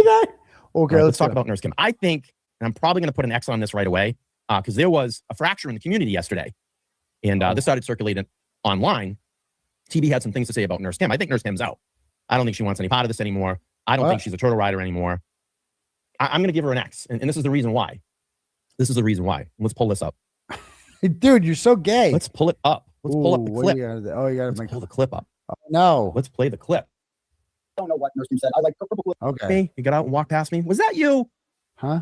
You didn't say anything when you walked past me. What? What happened? And you walked kind of fast. Maybe. You. Was it you? It was you. Maybe. Maybe. I don't know. Was that you? You always got a lot to say behind your computer. What? I don't know. Maybe it was. Maybe it was. No, BLT. When I see you, Jimmy. When I see you in public, it ain't gonna be no walk by, bro. I'm gonna have a lot to say to you, bro. I know you can't read good. I know you can't read good. So I'm gonna spell some shit out for you when I see you, my dude. Yeah. Maybe it was. I can't wait to see you in public. Was that you? Maybe. Black Jeep, right? Black Jeep. Couple spots down from me. You got out and walked past me. Was that you? You didn't say anything when you walked past me. And you walked kind of fast. Oh, did he? Could have swore it might have been you. Oh, yeah. This is cultivating feelings. And this is on double P too. Alarm goes off at 7 and you start uptown. So what's he doing? He's not? Put a 2 in the chat. Of course he's talking about me right now. Jimmy he is completely unwatchable. Appearances with the and his boy up. My point is, this guy's going to be on a golf course. We know that it's suffering. I don't know. I heard some rumors there's only like 11 or 14 tickets sold so far. He could be up there promoting it. Only 11 or 14. The stream. And there's nothing there. He's not promoting anything. I screenshotted every single person who said this golf tournament's not going to happen. I screenshotted every single one because a lot of the antis think it ain't going to happen. Nobody signed up. Au contraire, wait till Monday. You can still sign up, by the way. You have till tomorrow, but we got to get him in by tomorrow. He's not helping. He just wants to show up, get the accolades from the 11 or 14 people that may be there, and make sure he keeps up the appearances with the Joneses. Keep up the appearances so people come back to his channel, so they stick around and they go, oh, you're here for justice, you're here for TB, you're out here. He's really not, though. He's really not. He's not? I thought completely unwatchable. You seem completely unwatchable. I find him very let's go back. Watchable. So I don't know. Is Jimmy, is he really there? The best intentions? I mean, is he a turtle rider? Let's take a vote. Is Jimmy a turtle rider? Yes. Yes. Is he really there for Aidan and justice? If you think he is, put a 1 in the chat. If you think he's not, put a 2 in the chat because we'll cross him out. Just look at all the comments. If you think he is, put a 1 in the chat. Look if you think he's not, look at all the comments. Like when your own comment chat, like it's like the turtle lives rent free in your head. As my middle schoolers would say, this was cringe. Yeah. These people are so mad. Put a 2 in the chat. Of course he's talking about me right now. Jimmy, was that you? Was that you about 2 weeks ago in the parking lot? Black Jeep, right? Why didn't you say something to him, BLT? If you saw All right. him. So 1, he's a turtle rider. 2, How do you see the live 2, chat? he's out for himself. And I think the chat is voting here. We're seeing a lot of 2s. That was So he's Let's play just the clip. saying that, like, she's doing. And I don't know, have you guys ever, I don't really read the chat that much. You can't get away from I gotta be it. honest with you. Like, I haven't seen Nan in my chat. You guys ever seen Nan in my chat? I mean, it's like, I don't get it. Saying you support somebody and actually supporting them, or just Maybe she's doing her business, running her business. You know, she can't sit on the internet like you 24 hours. I got work to do. All right, I gotta go, guys. What? Sit on X 16 hours a day under multiple troll accounts and come after people? Yeah, Nan That's your work? doesn't go online at all. Pulling At up all. every fucking Twitter feed on your show. That's your work. Like Okay. watching BLT try to get in the mix, he just can't do it because he tries to pull the nice guy thing. Like, BLT, you're out of your league. I'm pantsing you. Like, you're poor. I made you poor. Like when you were in my good graces, I made you not poor. You got your hair plants. You should be thanking me for that. Your hair plants came from me. Your studio came from me. Daddy spread the wealth. Okay. Daddy was good to you. I promoted you. I let you run my channel when I was in the clink. I did all that. I let you come on air and spread your whatever. And, you know, I was nice to you. I didn't find you interesting ever, but like, I was nice to you, you know, but, you know, now you're just mad. You're true. I mean, Will told me that Will was right about you. Machado was right about you. They were right, bro. You ain't so nice. But you're not good at being mean either. You're not good at it. Like, you should just quit like everything. Like, I don't know what you'd be good at. Probably nothing, because you're talentless. And that's why your channel sucks. That's why you're poor. That's why you can't afford your lease anymore. That's why we sent you back to your bedroom, because Daddy's not there to pick up the slack for you anymore. And this shit is cringe. This shit is very cringe, as the kids say. Uh-oh, Nan. They might not like this.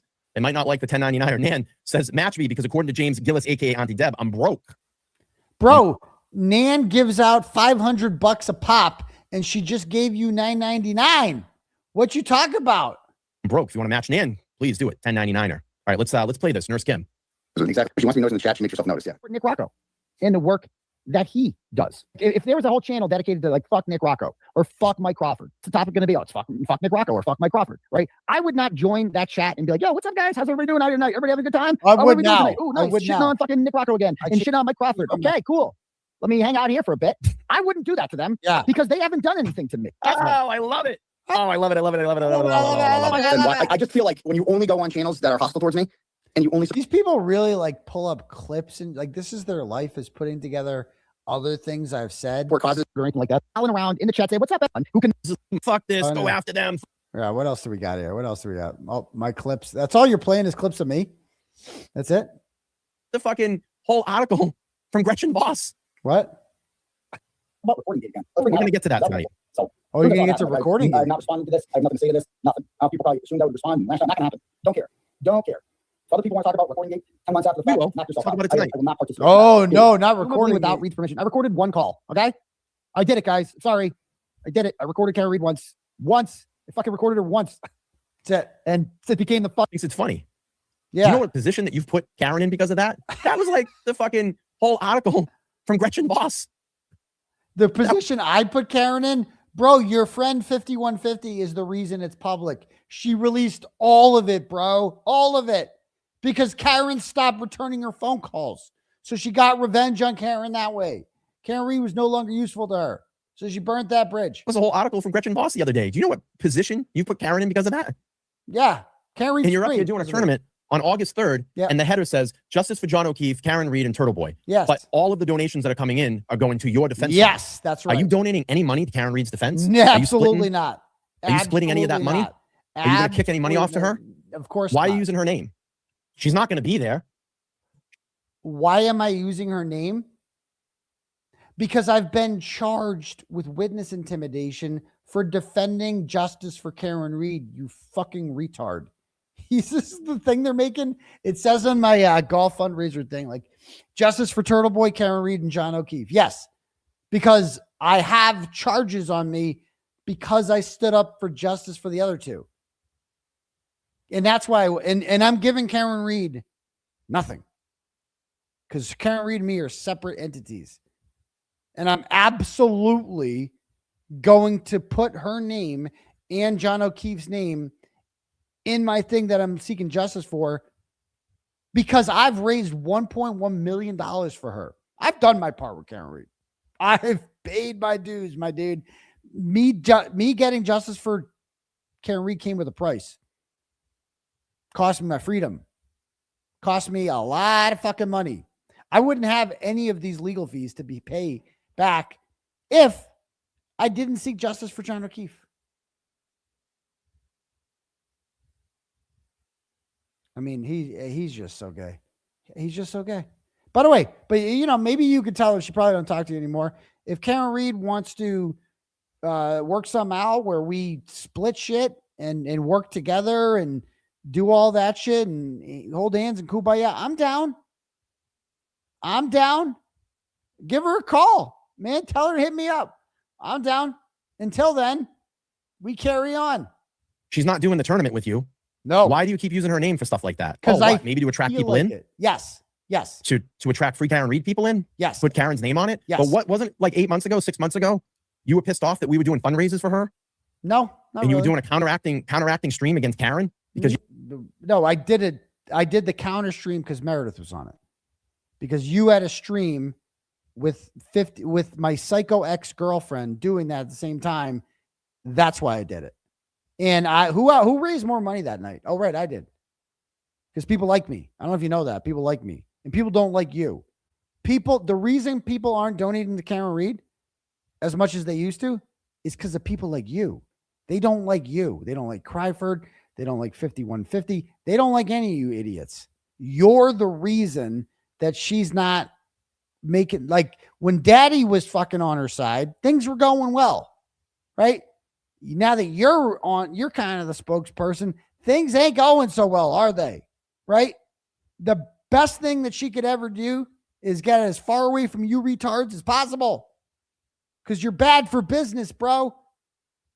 you didn't want us out there raising money. And this fucking weirdo. See these weirdos that come up in the chat and they sit there with the laughy face? You're a fucking weirdo. They'll do this for the next 3 hours. That's their stim for the day. He's getting so they just mad. probably woke up out of their fucking slumber. He's so mad about the chat. He's so mad about it. in the chat.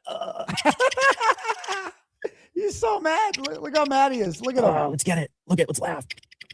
This fucking watch. This will go on for 3 hours. It's probably some real fucking weirdo. Yeah. We laughed at you for, I think it was like 3.5 hours and raised 11 grand, bro. Just laughing at your ass. Laughing at your ass. And by the way, fucking Muchacho there is like talking about like we raised 10 grand the hour I was on. Bitch, I was making that 10 grand either way. She's like, well, he invited me on. You know why I invited you on? To kill time. Because I'm fucking have 12 hours. I need guests the whole time. But guess what? In hindsight, it would have been better to have the Matas have their own hour and then Jimmy and Emily another hour and then no Machado. That would have been better. And it would have raised, you know who was the top people who raised the most money for Daddy? Baker, Rebecca Lavoie, and Mel. They had the highest grossing out. Not that anyone was keeping score. Yeah. How about Yannetti? This bitch acts like, oh, I showed up and raised 10 grand. Bitch, you did nothing. You did nothing. You helped me kill an hour. That's what you fucking did. There isn't a single person, not one, that was like, you know what? I'm only donating because Machado's on. Do you understand how arrogant and retarded you have to be to think that? That is the most retarded shit. She got beat by the Baker. You got beat by the Baker, Machado. We're Baker boys now. You got beat by him. He spanked you. But people only donated to me, right? Because they like Baker, right? No. He's not a narcissist. He would never say something like that. Rebecca Lavoie would never say something like that because they're not narcissists. She is. She believes that people, I'm so fucking great. Bitch, you ain't that great. Who the fuck are you? You're nothing. I was on the radio for years. Yeah, and who the fuck was listening? How many followers did you have when you were on fucking 𝗺𝗿𝗂𝗺 talking about, and getting fired, by the way, talking about all this shit? No one. No one was fucking listening to you. No one. You became a thing when you wrote about me in jail. And yeah, he reached out to me. He really wanted to be. Bitch, I didn't know who you were. You were some bitch I wrote about 4 years ago. You were the Somerset Snatch Donkey. And I got contacted by, I think it was Courtney Healy. I think it was Courtney Healy messaged me. Like, this reporter, Jess Machado, wants to talk to you and write about it. I'm like, yeah, fuck yeah. Let's go. Let's get the real story out there. And so she sends me questions and I answer them. And I run them by Bradle. Can I answer these? He weeded a couple out. We're not going to talk about that. We're not going to talk about that. And whatever. So I sent her those and I answered them. She's like, he sought me out. Bitch, I didn't know who you were. You're some woman I wrote about 4 years ago. That's it. Oh my God. I couldn't believe this chick. Who the fuck is this chick? Bitch, you ain't that special. You're nobody. You're just a chick that fucking built off. You can't stop talking about me either. She can't stop. That's the thing. She's going to keep stop because I'm the only thing that keeps things going. She has to keep talking about me. This is the first time I'm really fucking addressing any of her shit, right? She's a fucking joke, a fucking loser. Nobody wants to listen to your bullshit and your grifting. 2023, September 2023. She got her fucking car repoed and she told her kid to get in the fucking car so they couldn't take the car away. That happened. You couldn't pay your fucking car payments. That's how much of a loser you were before you latched yourself onto me. You couldn't pay your fucking car payments. You couldn't pay your fucking car payments. They took your fucking car and you made your kid get in the car so they couldn't take it from you.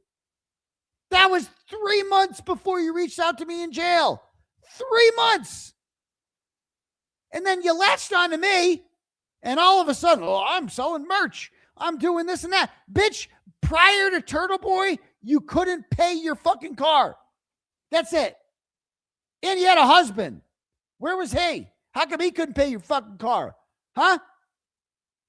Because you're losers. You're fucking losers. Okay, Aiden, enough. Now, bitch, it ain't fucking enough. I'm not done. I've just got started. That's just the tip of the fucking iceberg. So anyway, back to this fucking loser. That's what we're doing. We're roasting fucking losers tonight. They ruined everything. I recorded her fucking once when she was yelling at me. It was one fucking time. Nobody cares. People want to talk about recording 10 months after the fact. We'll talk about it. I will not participate in that. Period.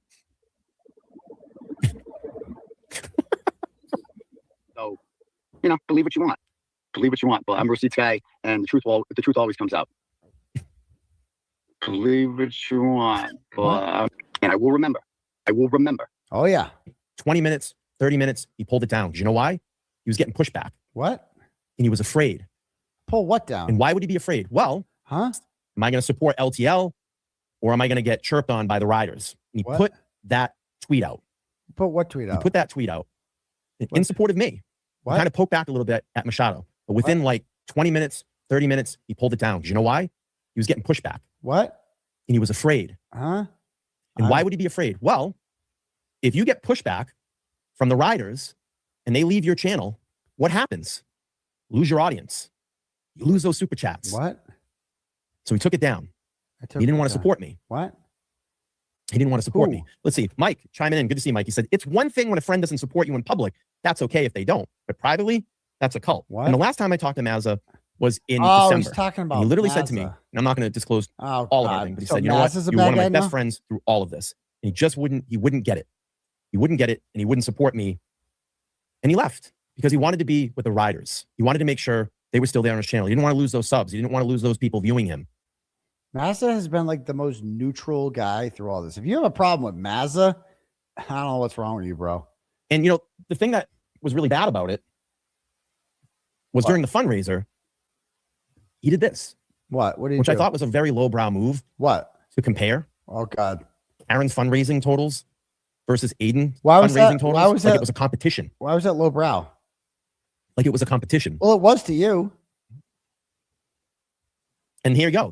Look at this. I just. By the way, you're only mad about that because I won. That's why you're mad about that. Because I raised more.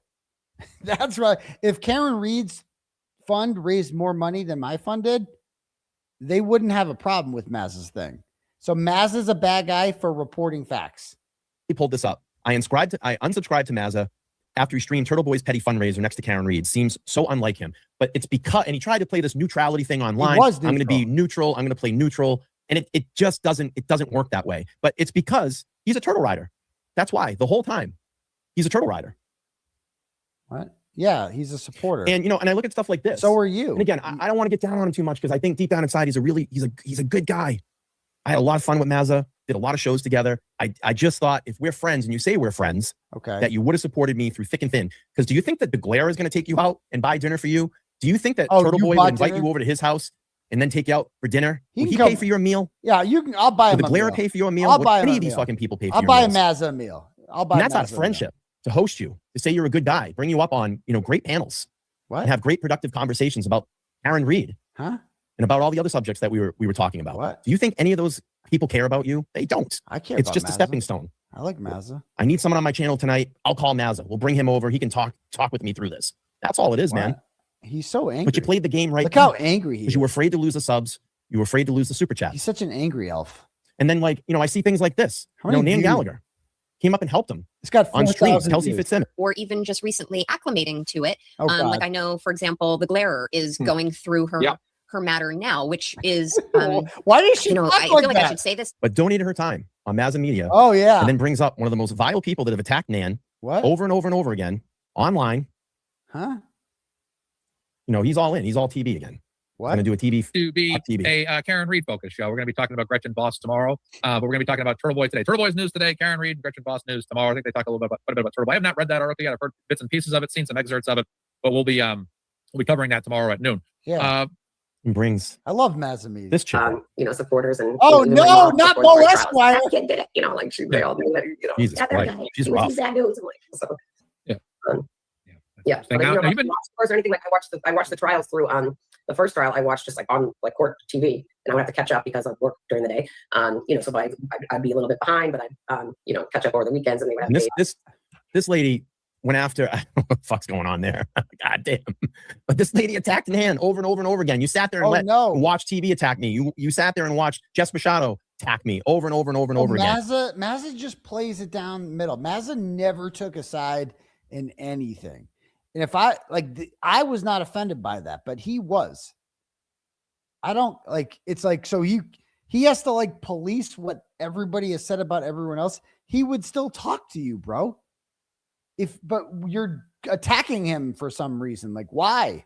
You watched all these people. That's not a friend. Why? And it's pretty sad. I'm just disappointed, man. I really am. I'm really fucking disappointed. Yeah, okay. Because I thought we were, you know, I thought we were friends. Yeah. And that's not what friends do. Yeah. Friends stick up for one another. Yeah. Friends don't have. But you were more worried about. Friends don't. So friends means that you have to keep a list of like who is mad at Nan Gallagher, and you're not allowed to talk to people who are mad at Nan Gallagher, or else you're not friends with 𝗵𝗄𝗃. That's what, like, all Nan does is fucking say horrible things about people on the internet. Like, Nan being a victim is the wildest shit. Oh, the super chats, the guests that you could get on your show to keep it going, and you were more worried about the subscribers on your channel. You didn't want the runoff like me and Mikey had. Listen, I had the fucking runoff. I had 4,000 people leave. I got 4,000 back. I had them leave again. I'm having people leave now. It's fine because all those people can go. Because I always told you, I know what channels all of you watch. And I laugh because the comments lately, like you're out on fucking Pluto and you're going, I can't believe what you turned into. You guys watch all the channels that shit all over me, Mike, and JFK. I can see it in my metrics. So you come in here and you act like, oh, you fucking Hogan heel turn. You know, he looks at his metrics and he sees that his viewers watch the shows that shit on. Dude, he's monitoring what his other. I've never even looked at those metrics. Now I'm kind of curious what my other followers also watch. I know what they've been saying about us for the last fucking 8-9 months. Yeah, you're not allowed to. And you act like, oh, I can't believe you said this stuff. Why are you talking about TB like that? Why? Are you serious? Did you fucking bump your little head? Scrape the bong resin off your brain. Huh? But again, I'm not gonna bag on the guy. I'm really disappointed. Super disappointed. Oh, okay. You know, but it doesn't surprise me because I get it. You know, I get it. What? You got to keep the subs. You got to keep the money rolling. I get it. So I don't know. I think I'm going to say he's in. Oh, yeah, I don't know. He's in. Maybe it's the. Is it the money? No. Is it the money? No. Is it the clicks? Is it the view? Let me know. Is it the money? One in the chat. What? Or is he really a turtle rider? One in the chat if it's the money, the clicks, the views, or is he really standing by Aidan because he really cares? Is that what it is? You guys vote, and we'll exit or circle. Here's an idea that these people stand by me because they believe in that the Commonwealth is that the Commonwealth's charges against me are complete and utter bullshit. Something that you claimed to believe in not too long ago, BLT. Maybe that's why, because their opinion of the charges against me have nothing to do with their opinion of me as a person. How about that? We'll exit or circle it. Okay, yeah. So money, clicks, views, a 1 or yeah. Yaz was a right fielder too. Dwight Evans. That's a big makeup kit. It's too much. What? I mean, like, I get it. It's funny. Maybe you throw the wig on for a second, haha, you take it off. This guy went to the extreme, the full makeup and wig, and wore that motherfucker for 3 hours doing this? 3 hours. So eyeshadow palette. Yeah, I don't know what this is. I mean, he probably knows. It's a makeup palette. That's a fucking palette. So you're mad? Yeah, this is when he was trying to be Jess. What? That's a Buffalo Bill makeup kit. Oh my God. Here we go. I don't know, bro. He's got a full compact here. I don't know, bro. It's a little weird. Handle this type of product. What a weirdo. And maybe you pause. And hands so comfortable. He knows about the product. He loves the product, doesn't he? I don't remind me of what's that movie with Robin Williams? So this guy, Baker does a comedy bit that's meant to be funny, and these guys sit here and they're making fun of him because they don't get the joke. Is that what I can't with these guys. This is painful. This is just painful. Well, so does he get crossed out? He crosses him out. Let's see. Stay informed. Oh my God. All right. Really a turtle rider. If it's money, clicks, and views, 1 in the chat. If he's a real turtle rider, 2 in the chat. You guys vote. Well, why you vote? People in the chat. Jordans with my Mexicano, that they would read Aidan Kearney's blogs, and they found them interesting, and that 90% of the time, there's nothing in there, but 10% of the time, they found something. And it was because of Aidan Kearney's blogs that they decided to go after Monica Cannon Grant. Is that her name? Monica Cannon Grant? Yes. And she was convicted. Yes. So the feds are watching. They are. You all caught up? What? I got to say this. I remember a long time ago when Melanie and I used to speak on like a first person basis. Oh yeah. She said to me a long time ago. Cool. Back when you were cool. Yeah. Yeah. She said to me a long time ago. He's copying Jess. That's so true. I'll come on your channel. That's exactly. And I'll talk about Karen, but I'm never going to talk about Aidan's cases or anything going on with Aidan because I don't want that crew coming to my channel. Fact. You can pull that up on your show, Melanie. Ooh. Because you told me that. Remember when we used to have the chats when I would take my break at work? You would call me or you would text me and say, hey, can you send over that motion? So you have page 13, 28, whatever it may be. You were real important. Yeah, we've all been here before. Initially, we've been down this road before. Initially, like before she knew anything about my case, she wanted to avoid talking about it. She wanted to stick to the Karen Reed case. And then her opinion on that changed. I know that's fucking crazy because she didn't know anything about my case. So she didn't want to discuss something that she didn't really know. This fucking guy. And then you told me I'll come on your show, but I'm never going to talk about Turtle Boy stuff. Yeah, things say that. Yeah, things have changed. Yeah, she did say that. She changed her mind. So I'm going to say this one. It's so crazy. Clicks. Money, and views. So none of these people. Now we get to. Fucking good. Right. This is the one they're most obsessed with as well. I can't even listen to them talk about. You get a bag through all of this. I would think sitting up in Tennessee, down in Tennessee, that you got a bag. Fix those teeth, man. Oh yeah. All right, let's fucking. Here it goes. Get them up here. There's going to be a bunch of people that flood the chat room. I'm going to get the money. I'm going to get the memberships. What? And then I'm going to fucking back off tomorrow and say, hey, I'm kind of sorry, and just fall right back in line. What is he talking about? Fall right back in line and start covering the case again. The text specifically said. Now he's fucking, look at, Will does not want to hear it because this is making him look bad right now. This is when this is making Will look really bad. Oh, this is when me and Will had our little bro off. He's like, this is what you guys are talking about, dude. You losers, bro. Losers. Dude, so much of this is about Will. They are obsessed with this guy. Everybody else got like Melanie got 5 minutes and he just Will. There's like hours of Will. Dude, obsessed. They're obsessed with this guy. One time, someone edited a photograph of Dave's daughter and added the caption, property of Turtle Boy. As Look at him. He's fucking half in the bag, bro. Look at him. Yeah, look Jesus. at him. 9 o'clock this morning, this fucking guy's like that. Gee, look at him. Look how What mad a he is. fucking role model. What a fucking role model. He's so mad. He's All right, so mad. I gotta get out of here. I got Yeah, you got a lot of things to do. Let's go through these. Chimmy, thank you so much. Root beer float, thank you for the 10 joules. Teresa, thank you so much. Spy Girl, thank you. 100 joules from Ches, thank you. D. Joules. Heather, thank you. New member. Whoa. Laurel, thank you so much. Yeah. Man popping in with a 10. Spy Girl with a 10. 10. A lot of matching. Rose with a 10. Thank you. Oxymoron with a 10. Thank you. Space Coast with a 10. Suck it up, Better Cup. New member. Thank you. We're going to hit on some other points. Here, $10. Harper, 5. Mama J's, D, 10. And this is the theme of the show. Where have all the flowers gone? They're all gone. They don't care anymore.